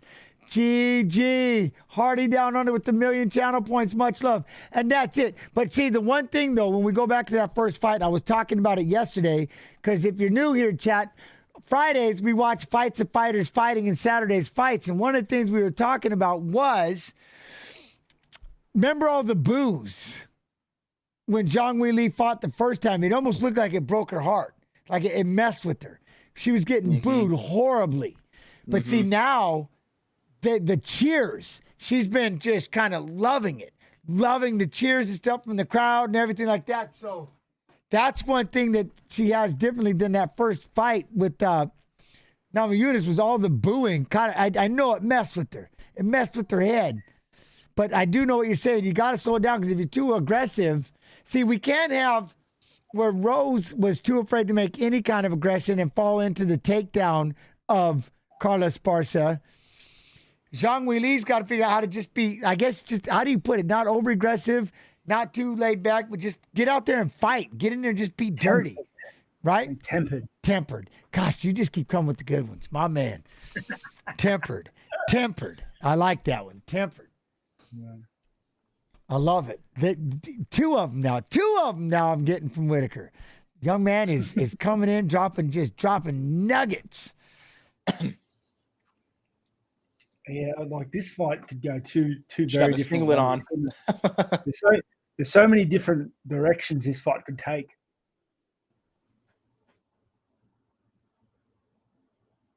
Like that Chandler Poirier fight, whilst it was probably one of the best fights of the night, we kind of knew it was going to play out that way. Like that's kind of the idea of how Chandler's only got one way. I wished he'd have wrestled, but he won't do it. You know what I mean? And Poirier fights the same way always as well. Right. Whereas with this fight, we don't know what's going to happen. We don't know, because obviously we don't know if they've changed plans or incorporated different things. Like, what's she going to do to try and close the gap and get outside the striking with Weili, and what's Weili going to do to capitalize on her own striking whilst not engaging in the dogfight that Esparza wants. All right, baby. Oh, we're going to find out, but we're getting real close here. Yeah, we're going to find out. Find out, chat. I won't leave you in the lurch. I'll try to explain it a little bit as we go. But, here we go.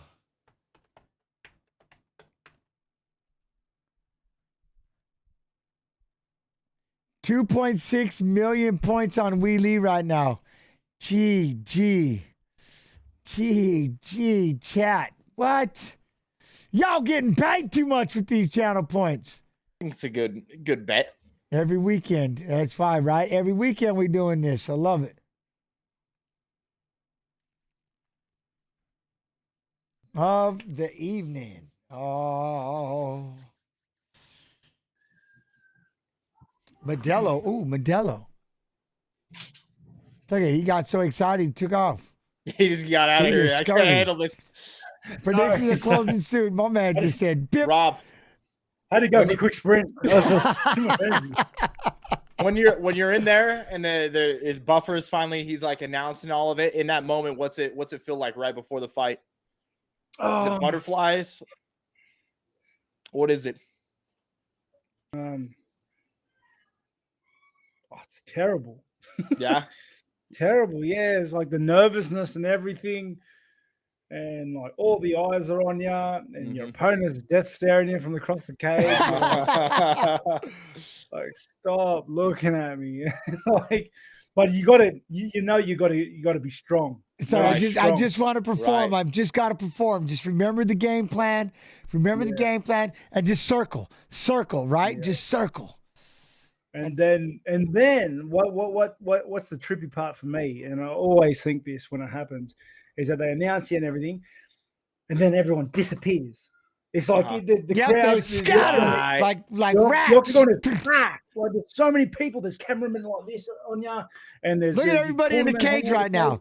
Then they scatter. Bodyguards and everything in there. And then the introductions are finished, and everyone's gone. And you're looking around, and you hear the bolt slide home in the door, and it's just you and him. And you're like, oh, okay. This is how this goes. Like, where are my peoples? All right, you guys are sitting right there. Make sure I hear you. And I'll remember looking right at my corner. And my last words to them are, make sure I hear you. Start yelling until I get out of my tunnel vision, and make sure I start acknowledging you. I don't care if you got to pop an air horn, do something, but you got to get me out of this tunnel vision, because I'm literally shitting myself right now when everybody just left. Like, I'm shitting myself. And it's like, but I'm being serious. Get me out of that tunnel vision as fast as you can. And I'm not playing. I'm like, get me out of there. Yell, say something, make sure, because we used to have this touch your ear. Can you hear me? When you touch your ear, it's like, yes, I got you. You know what I mean? Here we go. Oh, man, see, you make me nervous just talking about what? Oh, it's been so long. Yeah. Are we touching gloves? Here we go. Touching gloves. All right, see, now. How long till the first shot? I reckon within a minute 30. You know, I think the big thing is with the hands. Look at it. There's that inside leg kick. Weili's going to step in. See, good right hand right there by Carter. She's going to land these punches. Yeah, threw off a decent punch there. But I think that, again, this is the feeling out process. Chad is nuts. Just kind of sitting there right in front of each other, fainting a little bit. See, and that's it. Like right there, I think Weili's sitting back and waiting so much for that takedown. You're letting Carla pop a shot and get out. But I think that plays in the Zhang Weili's game a little bit. You know, I think that's a better strategy than to overcommit and just let her in on those shots. You don't want it to go that way. Yeah.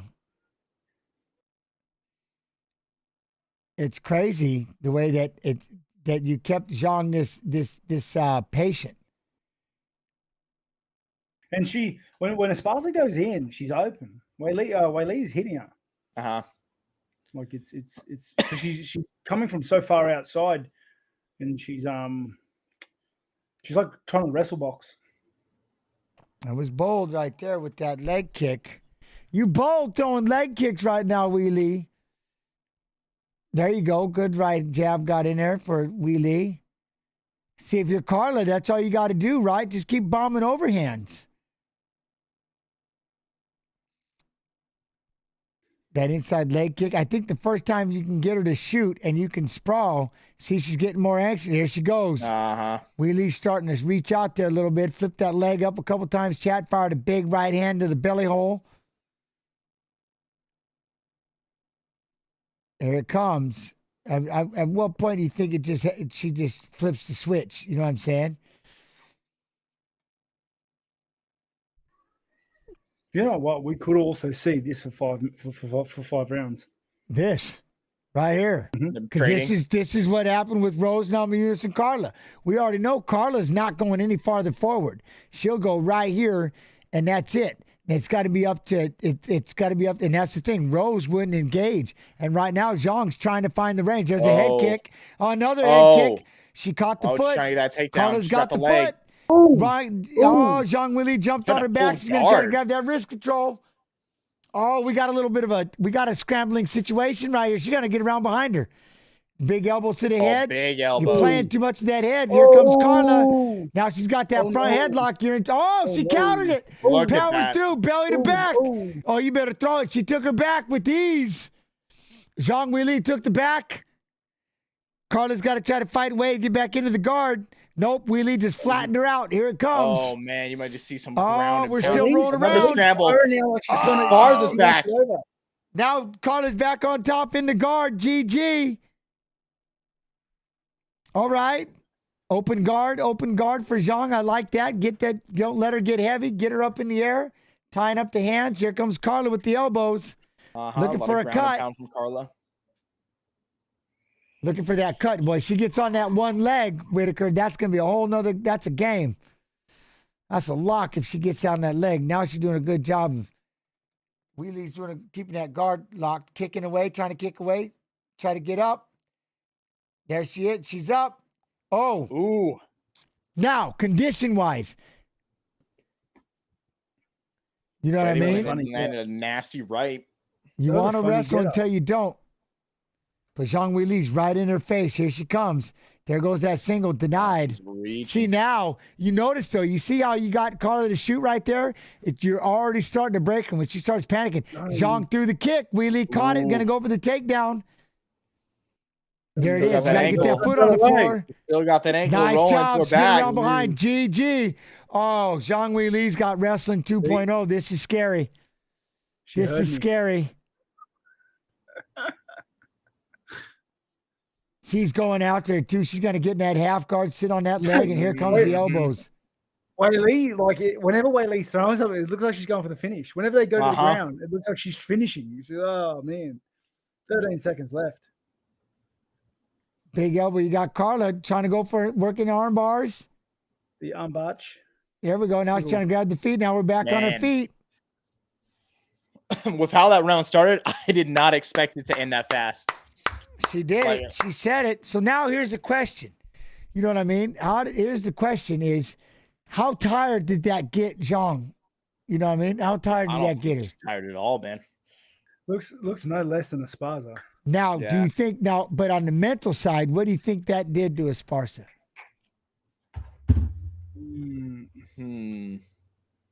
Hard to say though, because Esparza in a lot of her fights shoots for shots she doesn't complete. Truth. She's very happy to fire shots all 5 rounds, knowing that half of them won't land. And she did have her moments right there in that round where she was doing pretty well. The scramble, they over scrambled all that. Mm-hmm. Oh, but see, that's the one thing. Zhang doesn't even. She's so not worried about it. She keeps throwing kicks. She's like, have it. And she did. She's a damn near got out of 2 when you catch the kick, making the takedown a little easier. You know what I'm saying?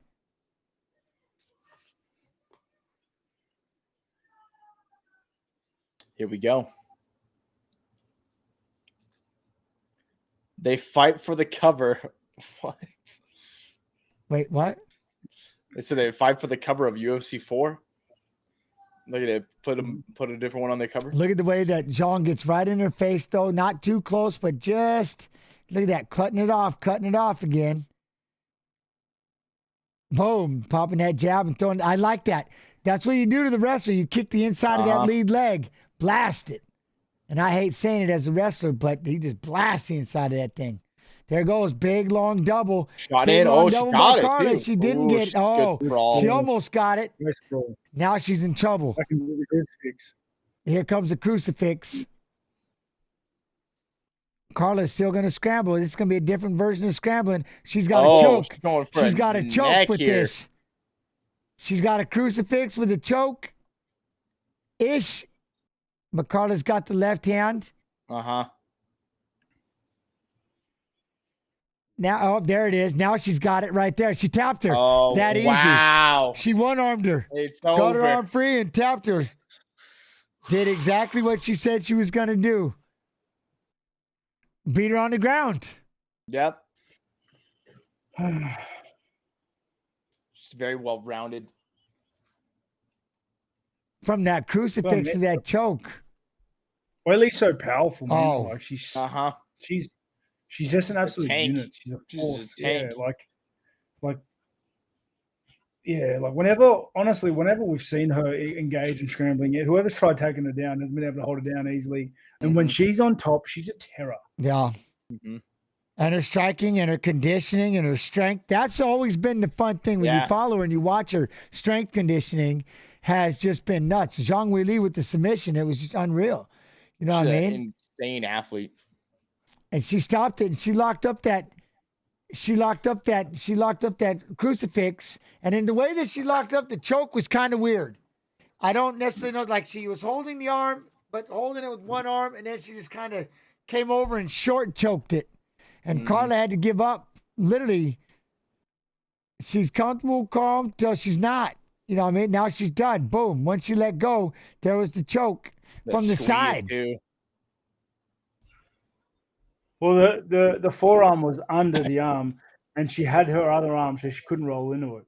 Yeah, she was stuck. What do you mean? Yeah, she was Zhang Weili won by rear naked choke. We said it a few times. She won. She got a crucifix. Carla shot in. Zhang sprawled, jumped into a crucifix, rolled her over, and just boom, locked in a choke while holding the crucifix. She smashed her. Oh, she out-wrestled the wrestler like she said she was. Hold on, I need to see that again. How did she get the right arm across whilst having the other arm in the crucifix? Oh, it was her legs. Sorry about it. I worked it out. You got it. There it is. No. So now what happens? She had the belt 3 different times. Was this only her second? Second. Rose Namajunas comes back and fights her, or what happens now? Seems like the same 3 people are fighting each other over and over and over. Yeah, they're cycling through. So until Zhang Weili has to beat Rose to defend the belt. That has to be the next fight, doesn't it? You're 0-2 against her, or does Rose have to fight somebody first? I think Rose fights somebody else though, because they made Weili fight somebody else. They made Weili fight what's her name? It's not. I can't remember it at the time. Who do Weili have to fight before this? I'm waiting for chat. She might. So she fought Jan Jacek, right? Is that what it was? Yes, that was the last fight. Yeah. Oh yeah, they had the one crazy fight, but then she spun and knocked her out. That's right. Yep. She's back fisted her. Oh my Lord, I'm so busy watching the first fight where the forehead. We just watched. Okay, that's right, the back fist. Mm-hmm. Yeah, I mean, if you don't see Rose fight her, who else? Did you do Amanda Lemos? They made Weili fight someone else though. So you got a Lemos and Rose. What happens is Rose fight for the belt twice in a row. I don't know. Yeah, I don't know.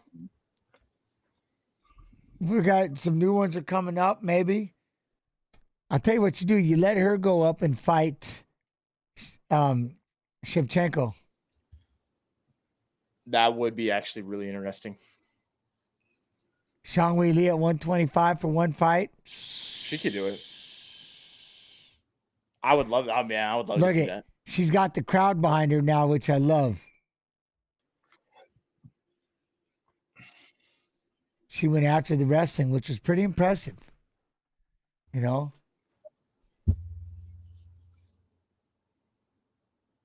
Shevchenko all the way. Honored. I hear it. Look at this. Israel Adesanya chat. All right. Now, do we go diving in or should I just show the video? They don't need this in a pay-per-view. They can't kill time for half an hour or anything, right? We just rock on, don't we? They just go. Yeah, they just go. All right. All right, chat, here. I got a video for you. Adesanya Pereira.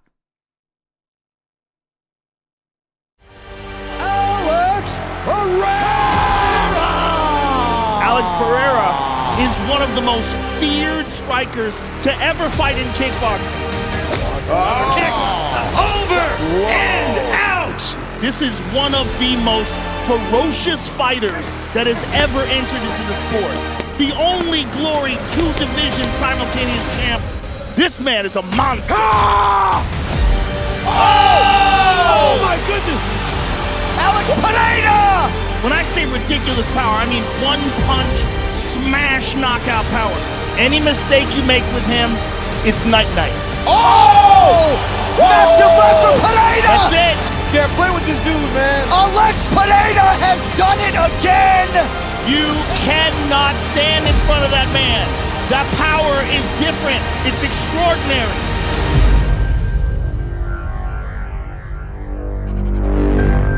Izzy, you fought Alex Pereira twice, but in kickboxing, where he won both fights. How do you look back at those two fights? My first fight with Pereira, a lot of people felt like I handily won. The second fight, he knocked me out and won the fight. But yeah, I let it go. I never held on to it. I move on with life. People make way too much of that knockout. Look at my career. I'm winning in life, and he's still in some favela somewhere doing this thing, and he's just like seeing me shining and like, I knocked that guy out. Eu falei que ia nocautear ele e foi o que aconteceu. No Brasil tem ditado que a gente fala, né? Quem apanha nunca esquece. Tenho certeza que ele não esqueceu. Tá sendo muito difícil para ele. He's that guy that people think can beat me because he already has in kickboxing in the past. But that was then, and this is now. Now it's time for my story. You are looking at the undisputed greatest middleweight in the world at present. Israel Adesanya on his way to becoming the greatest middleweight champion of all time. This is mixed martial arts. There's a lot more that's different in this game. I mean, this guy's special. He's got it all. Oh, that is it! Israel Adesanya possesses A+ skills in every part of mixed martial arts. There's no one like him in the sport today. He's a truly, truly unique talent. Ele entra na luta só para não perder. Mas eu entro na luta para ganhar.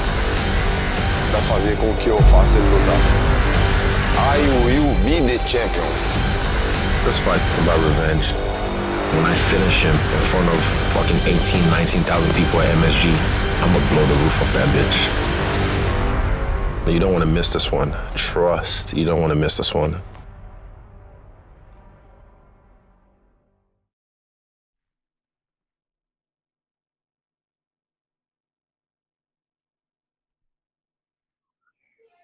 Oh, 100%. Volkanovski and Islam Makhachev. It's I think it's happening. You know what I mean? Yeah. I think it's happening. Well, they had that whole setup when Islam had won, and they brought Volkanovski in, and they kind of said that they wanted to see that fight. Even Khabib got on the mic and he was calling for that fight. So it's who's got the 250,000 S2 on Adesanya? Sorry, talk over the top of me. Who's got F Society has 100,000 channel points on Pereira? GG. Rob, what do you think about that matchup? Volk's very good. He's very good. But I can just see, like, Islam, when he walked in against Oliveira, was massive. The big guy. You know, but I know Volk can get that size. Right. I think Volk would have to have the advantage in the striking. I'm sure he would have the wrestling defense and the cardio to keep Islam away.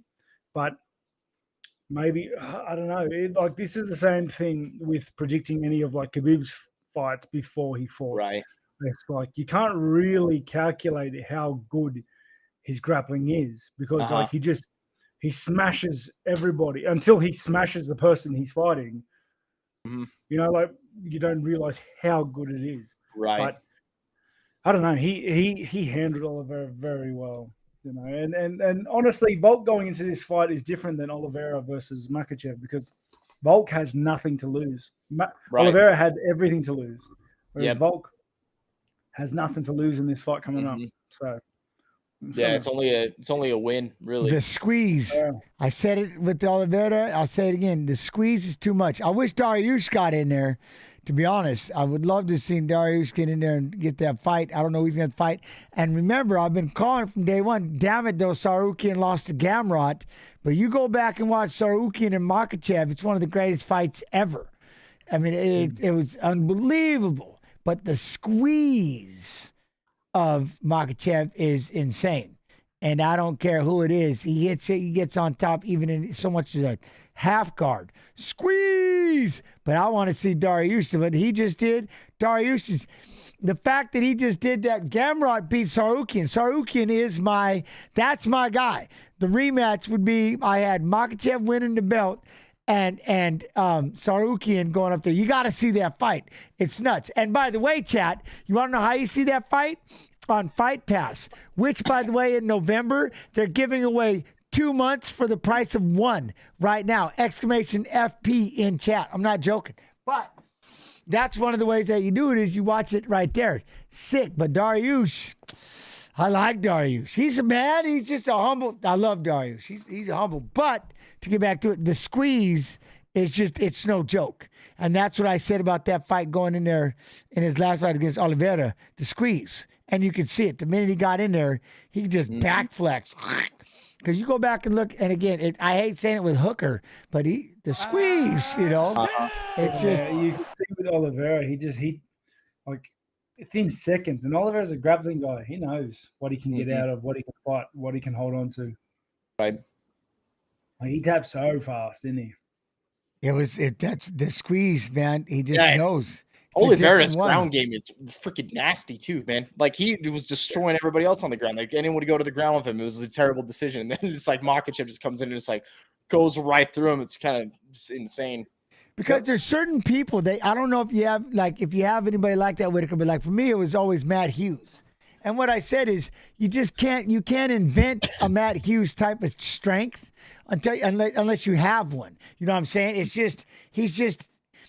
He's 170 pounds, but he weighs 250 pounds. And you have to burn so much energy. And I heard the same thing about Khabib. He's the same way. When they just hunker down and flex on you, it's like having a boulder and you have to spend so much energy to just try to move out from underneath them. And they're literally just cruising around at 60 miles an hour, just melting you. And their squeeze is no joke. But luckily, I always had Matt Hughes as a partner, so I never had to panic. I have a lot of these Iowans out here. I don't know. It's just something in the tendons, in the wrestling room or whatever it is. They just can get heavy, but wrestlers can get heavy quick, which Volkanovski can do. But that's the one thing with Makhachev. He's just so damn big. Now you put that wrestling squeeze on him, and they just become twice as heavy. And you just can't find partners like that. It's crazy. Champ, ask Rob who he wants to win in this fight. I'm going to ask them both. We'll start with Rob. For sure. All right, Rob, who do we got in this fight? We all want to know your opinion. I hope they both hurt each other. Number one in the world. Where are you sitting in this? I hope they smash each other. I hope they have a 5-round war. Absolute war. Honestly, I'm indifferent with the winner. I'd like to see Pereira win just to shake things up, shake up the status quo. But I don't know. Yeah, I'm really kind of indifferent. I don't like either of them.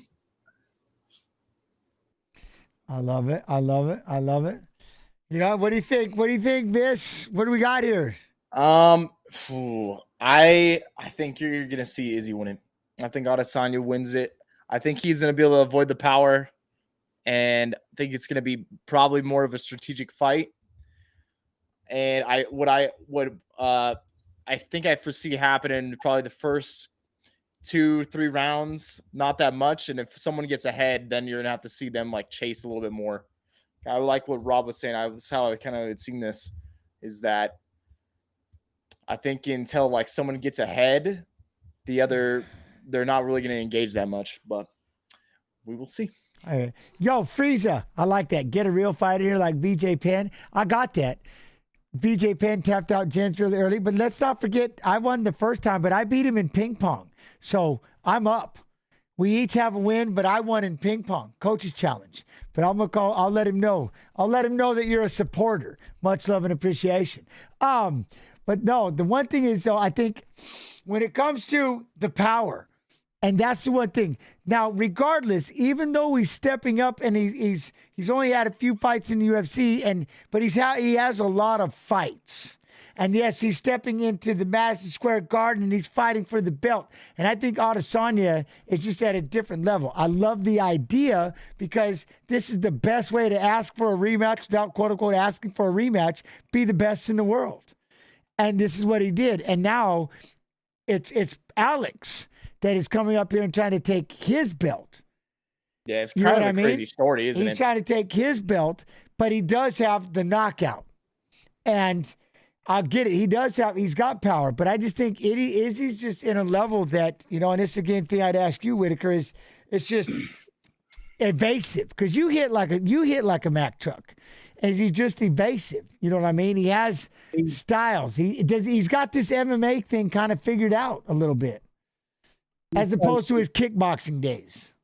I think like he would have to be one of the best defensive strikers in the game at the moment. Like he's just so hard to get your hands on. He's so slippery to try and hit. He uses his reach and his height to like almost perfect degrees, right? But then you see that though, and you see that like people have been speaking about the evolution, like which fighter has evolved since they last fought. And the thing with Israel is that he hasn't needed to change things up.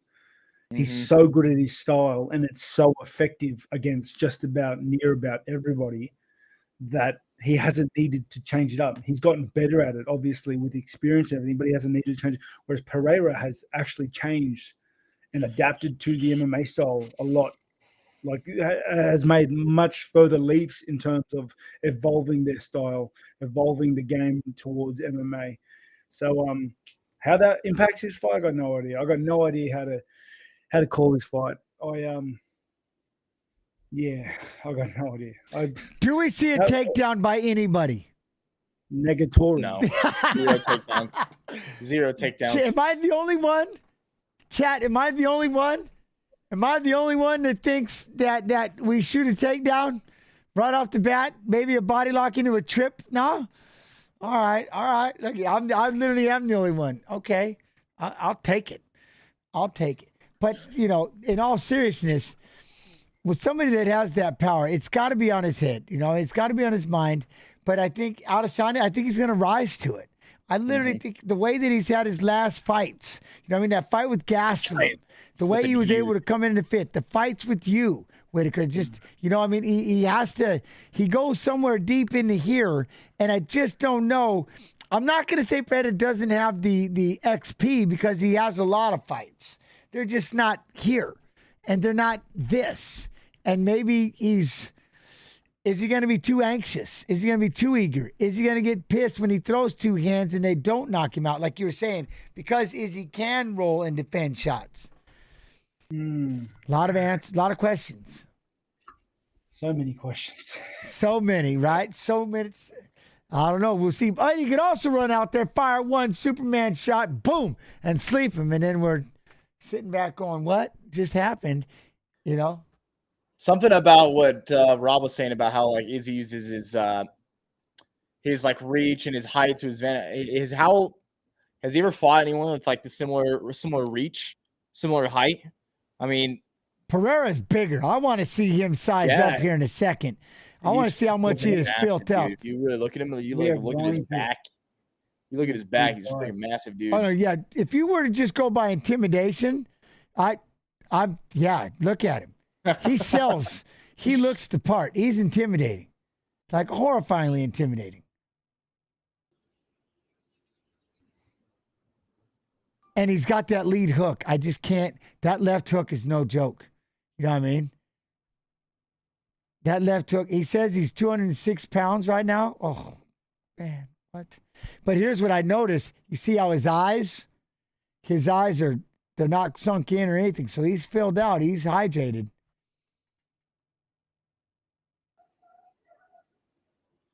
think we'll probably see some type of walkout here. You reckon? I would bet. I reckon he's too nervous. That Undertaker was awesome.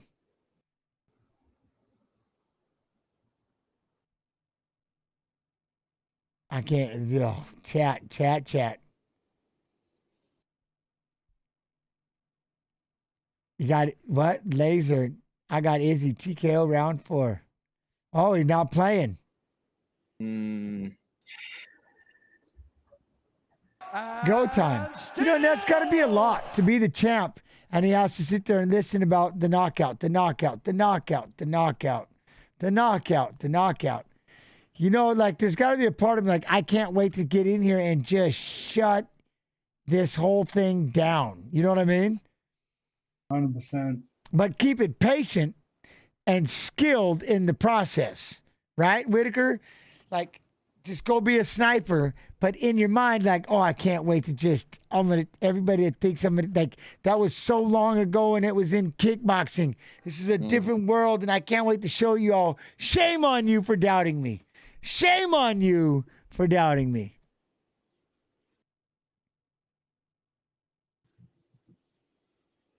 It's gonna be very, I want to see like when they're actually in the bit of the face off here.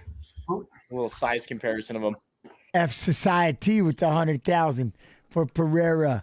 But look at this. We got what's chat thinking right now? Let's see this. Esu's got 250,000 channel points. 40% on Pereira, 60% on Adesanya. We got 230, 61% Adesanya. Chad is pretty much locked in on Adesanya being the winner. All right, chat. So he's walking out to the Saw theme. Did you notice that in the big, like with the videos and whatnot? Saw that. Creepy. The way Whittaker just said that. The Saw doll up on the Jumbotron. He said creepy. I like it. Oh, yeah. Chat. Oh, man. Here we go.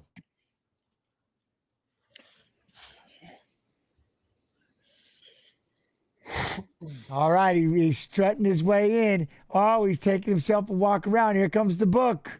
Wait, nope, he's just a glove. Nope. Oh, he walked right in front of him. I like it. This is fucking crazy. It's just kind of crazy with the fact that Pereira had KO'd him before, and he comes into the UFC, and he makes his way up the ranks. And they're in a fight again in the UFC. Well, the way he made his way up, the people he knocked, he like hurt him. Like he hurt people bad. Yeah. Like bad. That's the one thing. That, again, the power. You just can't. And now we've got small gloves, and they're just rules that you don't have. Oh. Whoa. You know what I mean? 6'4", they're both 6'4", 185, 184 and a half. 6'4", same reach. Izzy's got the 1-inch reach advantage, 80-inch to 79.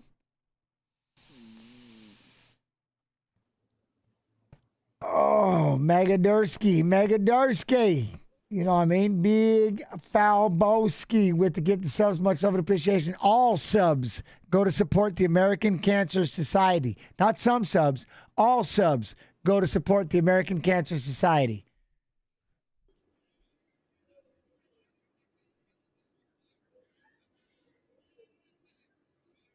$2 million points on Adesanya and 1.5 million on Pereira. Oh, y'all, somebody's going ham. Someone's going ham on this thing. Yo, the Indigo Joker with the prime sub. Much love and appreciation. All subs go to support the American Cancer Society. Holy shit. You're awesome, C-Stem. All right, here we go. Those in attendance, chat. We're getting that intro, you know what I mean? Kush 84 with a sub. TY Kush, all subs go to support the American Cancer Society. I say that a lot, huh?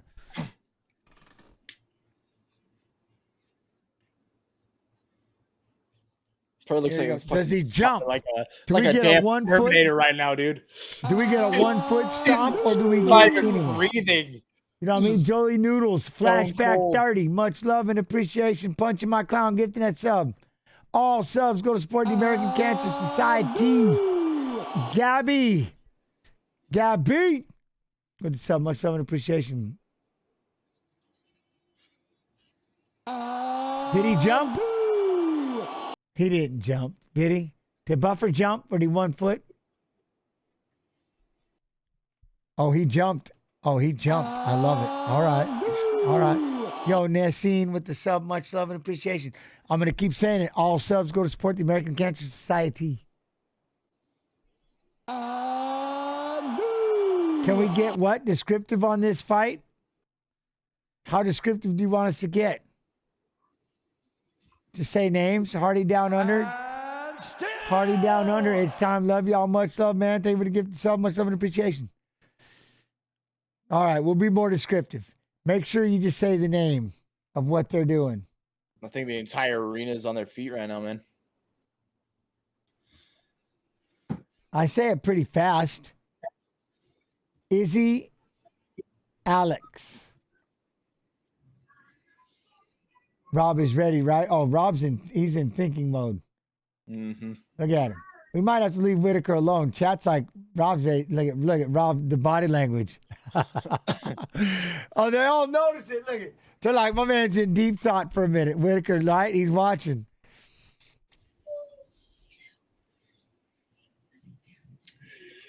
Got to pay attention.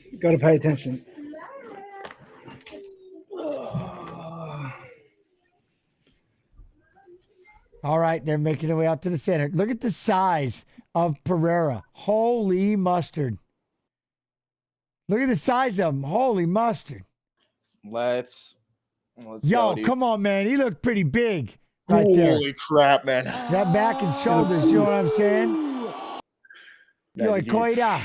Private Koida. Yo, Koida with the sub. Much love and appreciation. All subs go to support the American Cancer Society. I'm not going to say it during the fight, though. I promise. Here we go. Pereira right off the bat with a big cross old... the octagon and just throws a freaking flying teep kick. Look at the size of him. Is he really that big? He's so big. Mm-hmm. Adesanya's big. Now look at this. The way that they're sitting righty versus lefty. I think Adesanya's naturally a righty, but look at that. All right. I like how you're keeping that hand. So Pereira's kind of walking forward a little bit. Nice calf kick by Adesanya. But, you know what I mean? Pereira's making sure he's staying right in front of his face. Staying just out of range, but like one bunny hop away from being in range. If that even makes sense. Tapping hands. Now Izzy switches stances. I like it. It's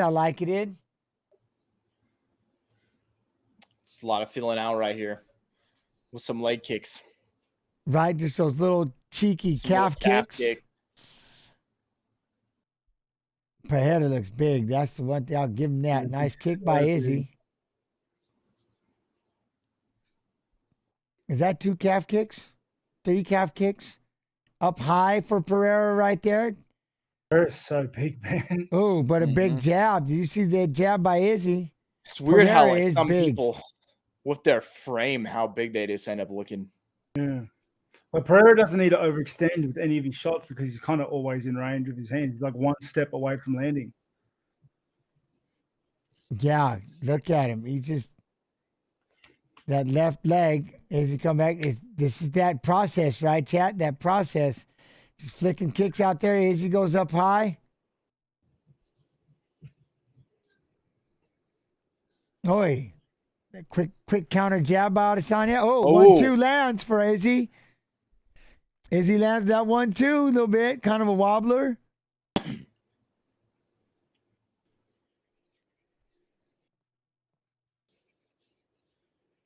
Look, now you see that though? You see that? That's one thing Izzy's throwing. He's got him reacting. Faints a little bit. Look at that. He got him again. Yeah. Izzy's got him fainting. Uh-oh. Got to utilize that. Oh, there's that left hook. Oh, good He's Lord. going in for that. You see him jump in for that hook? Mm-hmm. His left hook There he so goes short. again. Another one. I wish he would His be left more of hook it. so short. I wish he would throw that straight right and then that hook, but is he firing that straight left down the pipe? Trying to corral him against the cage here. Oy. Oy. High kick by Izzy, then a cat inside leg kick. All right. High kick for Izzy, blocked, of course.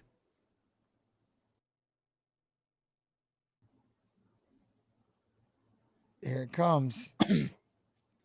That's the one thing, Rob. You see that? He's like, is he getting in his range and making him uncomfortable, or is he giving the range that Izzy wants? You know what I mean? Is he just far enough where Izzy's comfortable, or is he getting in enough to make him uncomfortable? A good body kick by Adesanya. I think they're both playing at each other's. Like this is the range that's going to be fought at. Yeah, where they can both strike. Kind of like it's like a kickboxing fight. Yeah, yeah. With small gloves right now, but as the fight goes on, I think Izzy's starting to open up a little bit more. But Pereira backing him onto the fence though is exactly where he wants, because that left hook is short, so he needs Izzy. He needs to cut off the range. Izzy can go backwards. There he is. He hops and gets right in front of him. He's right in his face. Good right leg. There's that hook. He's trying to get in close to that hook. Almost walked into it too. Yeah, there's that jump knee. That's the other little lethal tidbit that Pereira will throw too, is that jump knee. There's that left. Now they're in a clinch over under. Izzy's got the side. Yeah, Izzy's got a body lock. Look at these uppercut, these body shots Pereira's firing from this position. Overhook, knee to the belly, nice job, stabs down in there to get that underhook. Izzy's got him pushed up against the fence, head in the pocket.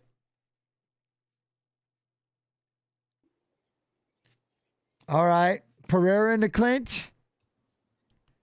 Oh, big one, by Izzy, and a hook that knocked him out on his feet. What?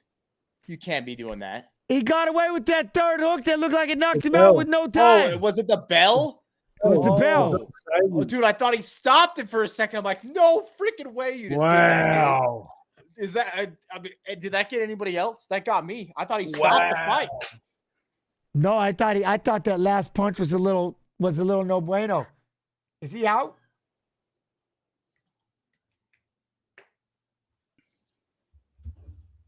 His ear is bleeding.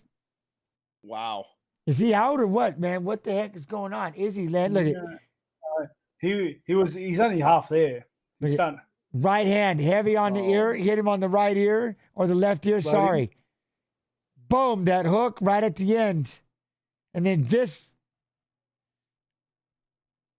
Boom, that right hand. Oh, that hook had him wobbled. Now the question is, does he have it back? He's bouncing, but. Oh, he's got his hands in the air. Here we go. Stunned him. Here we go. Now, does that make you get a little aggressive? Nice calf kick by Izzy. It definitely makes him more defensive. If he's all there right now. And Izzy's confidence will be through the roof. Israel with confidence is dangerous. Look at him dancing side to side. Look, he's playing with him. Izzy's playing. He's shuffling. Izzy shuffle. I went old school. Oh, there's that hook. He's walking right into these shots. Izzy's laugh, dude. Izzy's tagging him. Oh, he just tried to spin that. Oh. He's seen it. He's seen it all day. Pereira tried to spin that kick. It looked a little awkward. He needed to do a little stretching. He's got to try to get in close. Oh, there it is. Izzy pops the jab and rolls off. He's throwing that left. Yeah, he darted left after that jab. That was beautiful. He's got to, look at that. Izzy starts grabbing his hands. All right. Hey, I'll tell you this. Pereira stands right in his face, though. He gets right in his face every time. You just barely out of range of that left every time he's throwing it. Yeah, just barely. Haunted. There's a good jab. Nice jab, Izzy. See, here comes Pereira walking down again, just right in his face. Pressure, pressure, pressure. I like that left. Izzy just reached out there, just poked the left at him real quick. Tried again. Izzy fights really well from the southpaw. Huh? Oi. Nice high kick and a jab. Izzy's all over this. Enjoying that distance, isn't he? Unreal. The thing is, this is like you're on the edge of your seat because you just know at any moment, man. At any moment, he catches him with like one of these shots. It could be the lights out. He caught him with the good right, good left right there, and then he just missed that right. So he gets in there and starts to throw these deep hooks like that, framing the neck like that. Izzy's underneath and over the top, but he's got that framed and pushed. Izzy pushed up against the fence. See, keeping that forearm. Izzy duck it by. There you go. Head in the pocket, spin and grab the cage. There you go. Got him up. Control this. Get that bicep. Attaboy. Throw a knee. Nope. Going to go for a double. Is he going to actually go for a takedown? Please tell me we're going to wrestle so that gents can be right. He tried. I told you there'd be some wrestling. It doesn't count. What do you mean? He tried for the double. He got denied. Maybe he wasn't trying for a double. Maybe you just. All right, it was a setup. All right, maybe fine. He slipped. All right, if he hits the floor, he just needed to adjust the position a little bit. You know, he didn't like where his feet were compared to Pereira's. But it's working because now he's got to worry about that. Changes it up.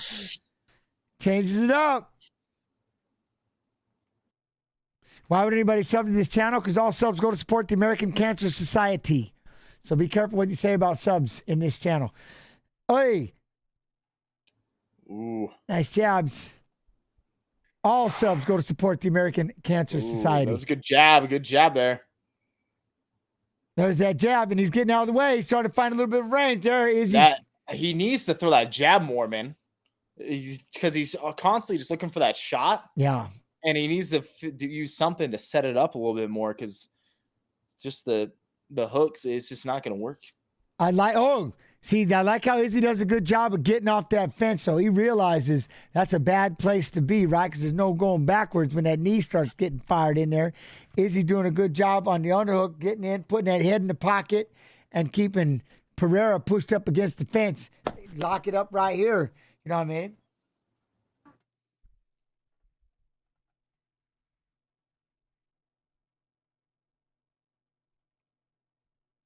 There you go. Nice job right here. Izzy's doing a good job. I like that head in the pocket. That's the biggest thing on the underhook side. I love that. Trying to get another trip. Like he really is actually trying to get a takedown. Oh, no, he's going to go for a take. I told you he's going to. I said he was. Did I say is he going to shoot takedowns or he's going to trip and get a takedown? He's adjusting his feet still. He's just adjusted his feet, actually. Yeah. Okay. Here comes Pereira. The foot position. He is nonstop push forward this whole fight. Oh. Izzy tried to crack a right hand, but Pereira was throwing two. Oh, there goes. There he goes for a single leg. Pereira's in on a double. Takedown. Oh, wow. Pereira shoots I'm going to let everybody stop. I'm going to just sit here. We got a takedown at the end of the round. That's a funny way to adjust your feet. Never seen that way before. Dude. We got to take. I'm telling you. This fight is crazy. What do you think? You changed it up. We have takedowns. There's a reason why won that round. That's why I'm the host of this channel, right? That's why I'm the host. Twisty says UFC. Was that Pereira's round? Look at yeah, I'd have to give that to Pereira. But I'm watching this fight just looking like these two guys are such a pain in the ass to fight. Oh, you're going to have to get buck wild. You're going to need running doubles. Goodness.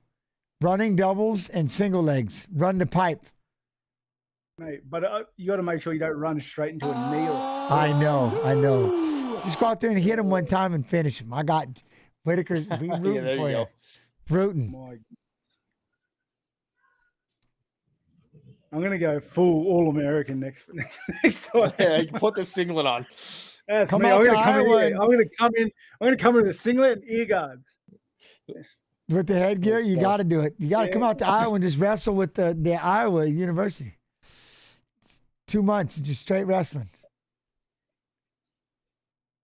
But tell Robert to let that left hook fly next time. Oh, he knows.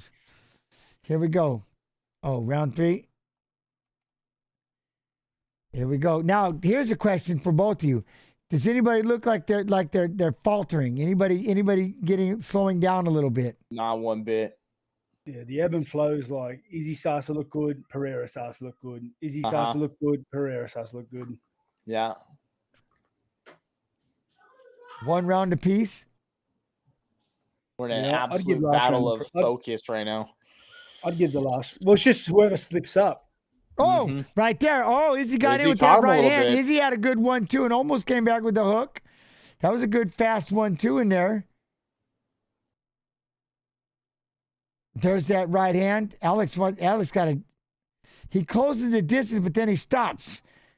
He went for a hook, which got denied. Knee to the belly hole. Good knee. That was a really good knee. Did that hurt him? Izzy caught the foot. It might have hurt him. He's trying to take him down. Wrestle. He gets a takedown. Takedown for Izzy. He's got him in side control. He's going to take his back. He's got his back. Is he going to stick the hook? Is he going to put some hooks in? He's going to try to throw a leg in. You throw a leg in right now. Look, that's right. Keep him down. Izzy's going to do some ground and pound. Throw a leg in, Izzy. Let's go. Jens is just going to drop the mic and walk away. Told you this would turn into a wrestling match, and he's going to be done. I don't want to toot my horn, but toot, toot, toot. Izzy's holding onto a leg and keeping him down. He's even got a Dagestani handcuff. He's got the far right control. He's got the far right wrist control. He just can't get a leg in. Now he don't. He's trying. I tell you what. Now he's got the leg. Oh, he almost had it. He's got a leg in now. He can't get up. He's got the far wrist control, and he's got the leg in. He's going to go. Is he going 2-on-1? No, he's got the far wrist control, a.k.a. the Dagestani handcuff. He's got 2-on-1, but he'll free his left to start throwing shots. He's got a left leg in. Pereira can't get up. He can't get up. He can't get up. It's that wrist control. That wrist control of Izzy. Whittaker, it's that wrist control. Look at that. He's throwing in the leg. Look, he's got that far wrist, and he goes to 2-on-1. So he can't get up. Who would have thought, Joe Rogan? Jens thought it. Jens swore up and down it was going to be wrestling. Don't nobody take that away from me. I said it would be wrestling. Joe Rogan said, who would have thought? Jens thought. This is a really weird round of weight. Now, wait, adjust your foot position. Look, he's throwing in a leg. He's throwing a leg in, and he's just ripping punches. Ripping punches. He can't get back up. And there's so much leg to put in. Oh, yes. It's now, there he goes. He's going to try to work his way up. Izzy brings him back down. He's gonna get back Izzy down. brings him back down. Pereira can't stand up. Oh, he's going to sag. Oh, is he going to take his back? Oh, we rolled for a knee bar.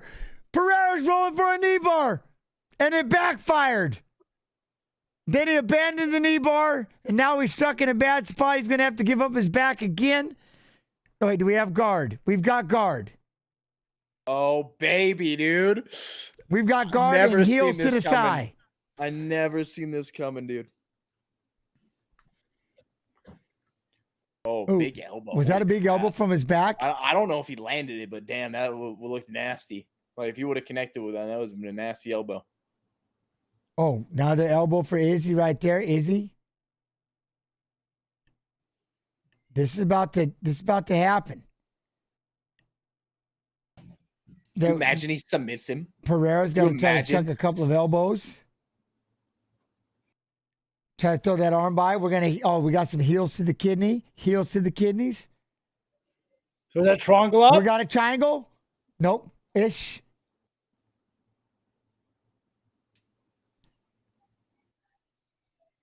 Glover's telling Pereira to hold on. Izzy's back up. All right, so he's out there on his feet. Now we got butt scooting by Pereira. Stand him up here at the end. Izzy's standing. He's going to let him up?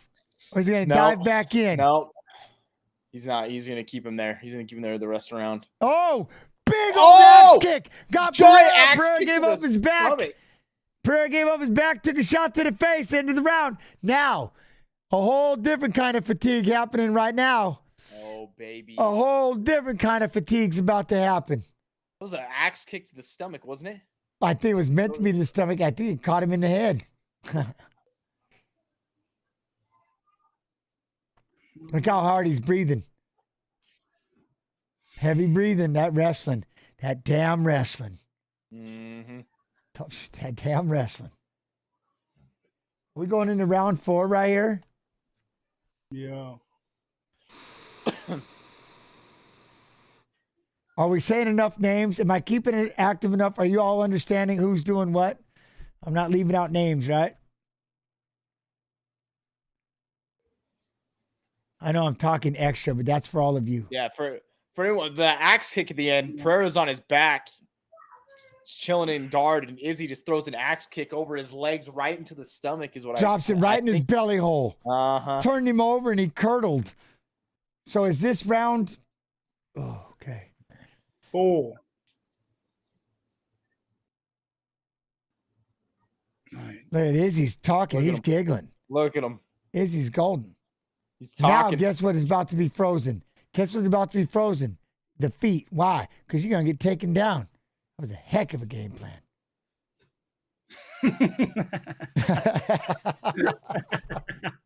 You know what I mean? Whittaker, you go out there and hit a blast double.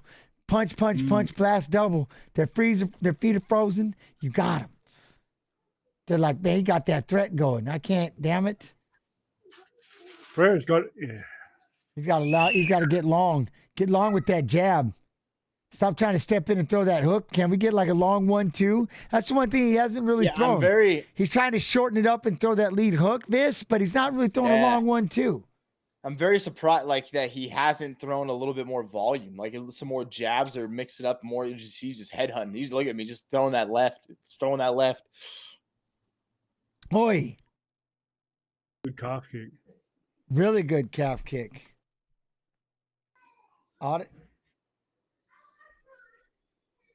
What? UFC, please ask Robert, are you feeling anxious watching this? I am feeling anxious. Do you see him? You don't, dude, he just reeked of anxious with that answer. Look at him, focused. See, right here. They're both fighting really well. He's got it. Like, where's the combination? You get him in that close, Pereira. Where's the combo? Throw something. You got to be willing to mix this up right here. Izzy fires a 1-2, but you know what I mean? There's another 1-2 by Izzy. Good 1-2 from Izzy. You're closing it, but man, you got to let it go, man. You got to throw some. You got to throw. He's looking for this one-punch knockout, and Izzy's starting to get warmed up. He's starting to look. Izzy's starting to get into his feels. Mm-hmm. He just backed him up back to the center. Look, now here comes Izzy walking him down. That's like one of the first times. Look at, right? Pereira is finally getting backed up to the fence. That's the first time in 3 rounds. It's always Pereira going forward. Izzy's walking him down. Yeah. You better fire right hand right now, Pereira, or Izzy's going to take over. Pereira's tired. That wrestling done did him wrong. Told you that wrestling would do it. It did, though. Bob, look at him. He's done. It gets you. That wrestling gets you. Oh, I'm telling you. How much wrestling you think he did? Nada. Not enough. That's for damn sure. Look at him.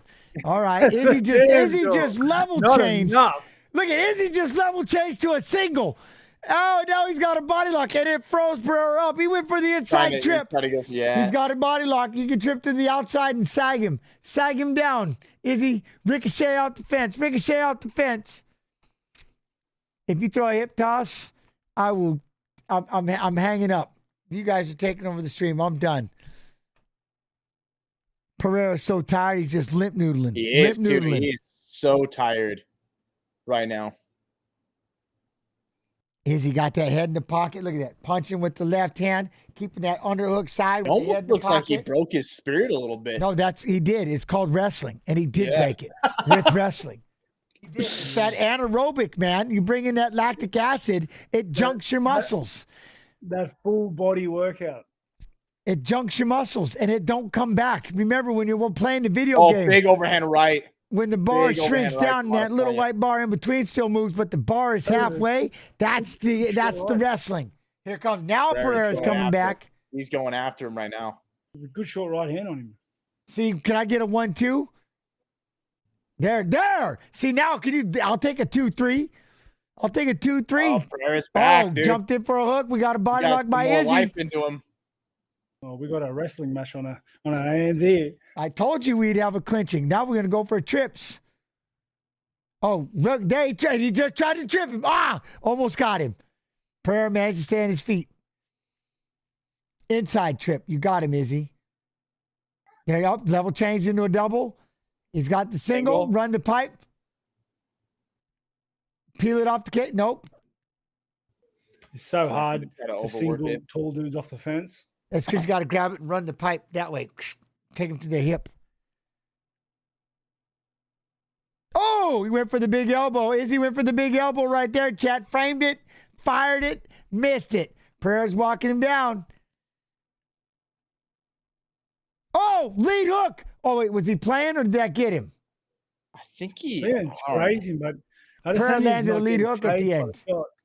He's not getting phased by the shots. Mm-hmm.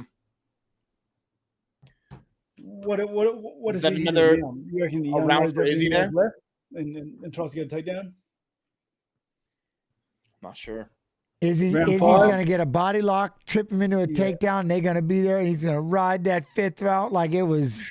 Do you guys have one round for Pereira? The second? Probably the first. First, maybe first two if possible. You could possibly do 2-2 or 3-1. First or second, yeah. I think Izzy tries to go for takedown here, uses everything he has. I think he gets him pushed over, throws in his legs, and rides him like Seabiscuit right into the end of the fifth round. One hand up and lets Buck bolt. Like I'm telling you, he's gonna he's riding Bodacious. He's gonna put a leg in, spur that thing to the sunset, to the victory. Gotta say, like, it shits me up the wall, but Izzy's a good fighter, man. Mm-hmm. Bloody hell. They left ice everywhere. We got game plans. A little more time. Who's got the ice? Oh, you know who threw the ice. You know who brought his own. Oh, look at that. Izzy with the kick. Pereira's walking him down, though, at least. Here's the jab. Mm-hmm. I'm surprised he doesn't just start throwing more once he needs to throw 3-punch combos. I'd like to see a 2-3-2, something. Izzy went for a trip, but he's not too bad. Leg kick. Jab. Oh, Pereira's pushing. Big right hand. Really good too.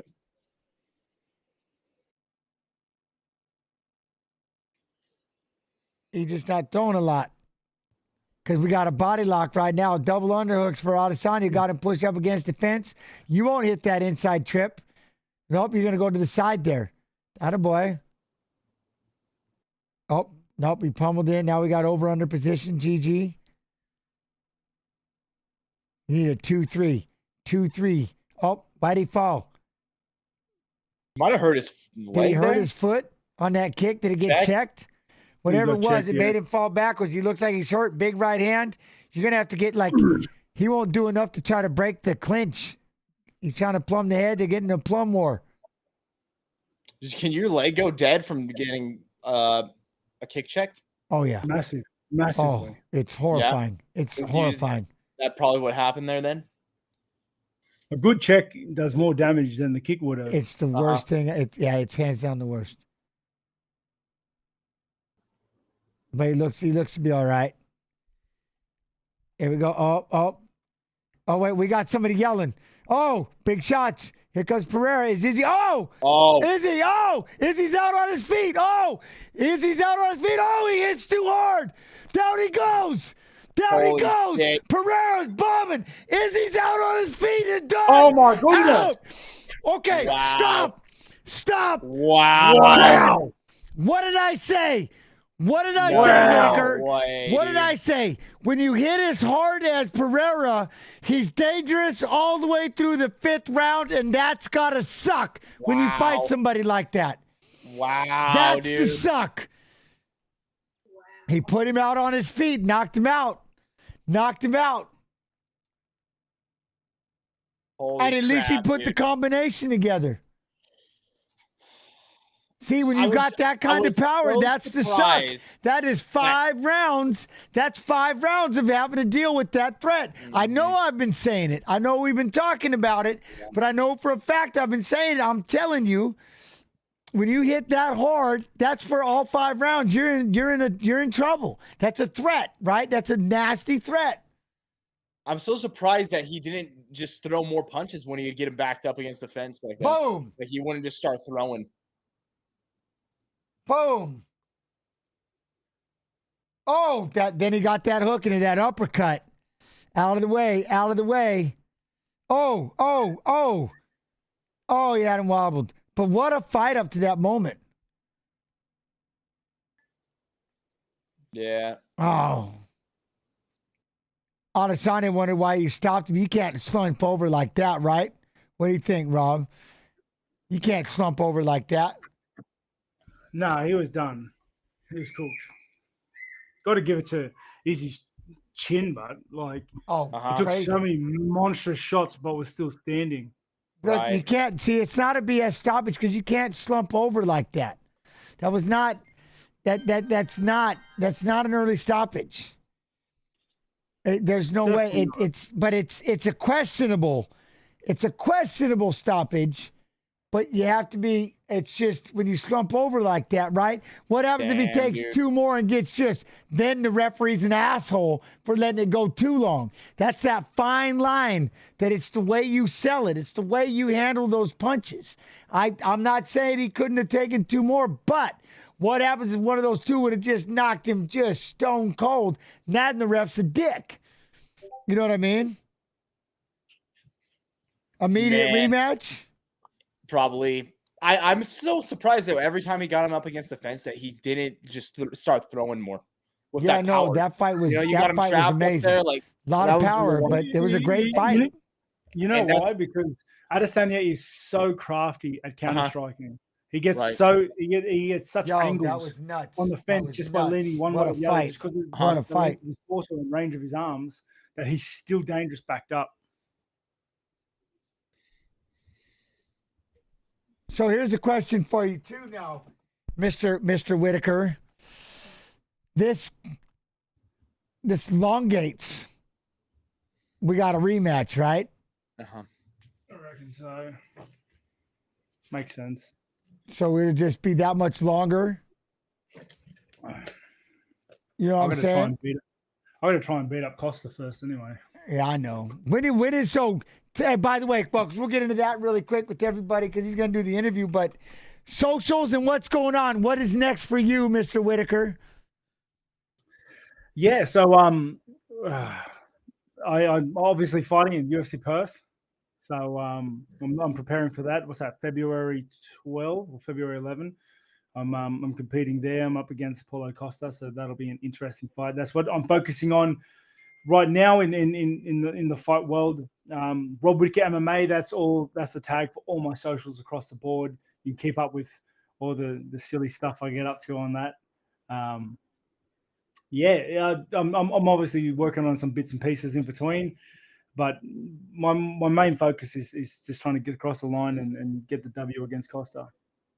I love it. This, because we're going to jump into it, but share them. So one of the things before we get into it really quick, I wanted to talk about that fight, but before we get to your social, I want to ask the question is, what about fight of the night? I mean, yeah, I think you got to give it to the main event right there. Chat, fight of the night. Fight of the night? Whittaker, what do you think? Fight of the night? Fight of the night for me would be Poirier and Chandler still, I think. That was a great fight. That was a great scrap. Poirier and Chandler. I love 3 rounds submission. It was sick. It was sick. All right. I'm trying to go back because there was one that I really Where did it go? Man, I can't do that. I'm sorry. I'm all pent up after watching that. I'm all pent up. I've gone antisocial right now. I get it. I'm with it. I get it. You get fired up. You know, you got a direction. Yeah, I mean, I personally am going to go with the last fight. I'm going to go with the last fight 100%. Me personally, for fight of the night. Performance, I'm stuck. I don't know. What do y'all think about performance of the night? You know what I mean? Zhang Weili went out there and out-wrestled the champ. Yeah, I mean, that was a really great performance. You've got, I think. Go ahead. What was her name that fought Molly? Yeah, I'm getting there right now. Blanchfield. Aaron Blanchfield was just a wrecking machine. Dude. 100%. That was clean. That would have to be her best performance. You know what I mean? Like, that was clean. That was a real masterpiece of a fight, really. 100. And then Trezano against Choi with the KO. And then, you know, I mean, again, performance. There's performances because Oberg walked out there and made a legitimate statement right off the bat at 344 with power. So that would be, you know, a lot. You know what I mean? And so I don't know. That would be, you know, that was the one part. And then because I got overzealous and we jumped in about obviously UFC 284 Costa, and I wanted Whittaker to tell you all that. And but overall, I think it was just an amazing card, an incredible card. You know Great what I'm saying? fight. This socials. All right, yo, awesome night of fights, everybody. Appreciate flipping everyone that came out and was like checking out the fights with all of us here in the chat. We had a ton of people. It's freaking awesome to see all you guys out there, all the UFC fans. Myself, you can always find me here on Twitch, TSM_Vis on Twitch. I play a lot of Battle Royale games, play a lot of Apex right now. Gonna be playing a lot of Warzone 2 when it drops here soon. If you want to catch me on Instagram, TSM_Vis on Instagram as well, TSM_Vis on Twitter. Much love. And you know, this is right here, Twitch TV/UFC. We'll be back on Monday, 6 p.m. Eastern, recapping the fights of fighters who just fought in Saturday's pay-per-view fights with an interview. Tuesday, we're on Tough Tuesday, 6 p.m. Eastern. We are on episode 6 of season 3 of The Ultimate Fighter. I'm watching every single Ultimate Fighter, every season. So whenever y'all want to dive in, Whittaker, and you want to jump in and watch some, you let me know. You know what I'm saying? But so I'll be doing that on Tuesdays. And then, of course, Friday, we watch Fights of Fighters Fighting, and Saturday's Fights. Saturday, we do what we do. Make sure to follow at UFC Streams on Twitter. And I love and appreciate each and every one of you. As always, thank y'all so much for your time. You could be anywhere in the world, and you factor in you're hanging out with us. Man, I can't thank you enough. Much love and appreciation. We're going to raid repost. Y'all be real.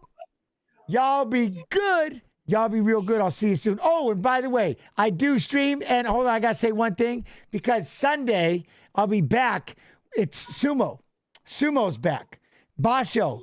The end of the year, we've got the November Basho. So I'll be back on Twitch TV/Jens Pulver, which I'll raid myself on that day. And we'll start watching Sumo. I don't miss it. So you know where I'll be. But make sure you go over to Twitch TV/Jens Pulver. Hit that follow so you know what's happening. Love and appreciation, everybody. Be real. Be good. Be real good. We'll see you later on.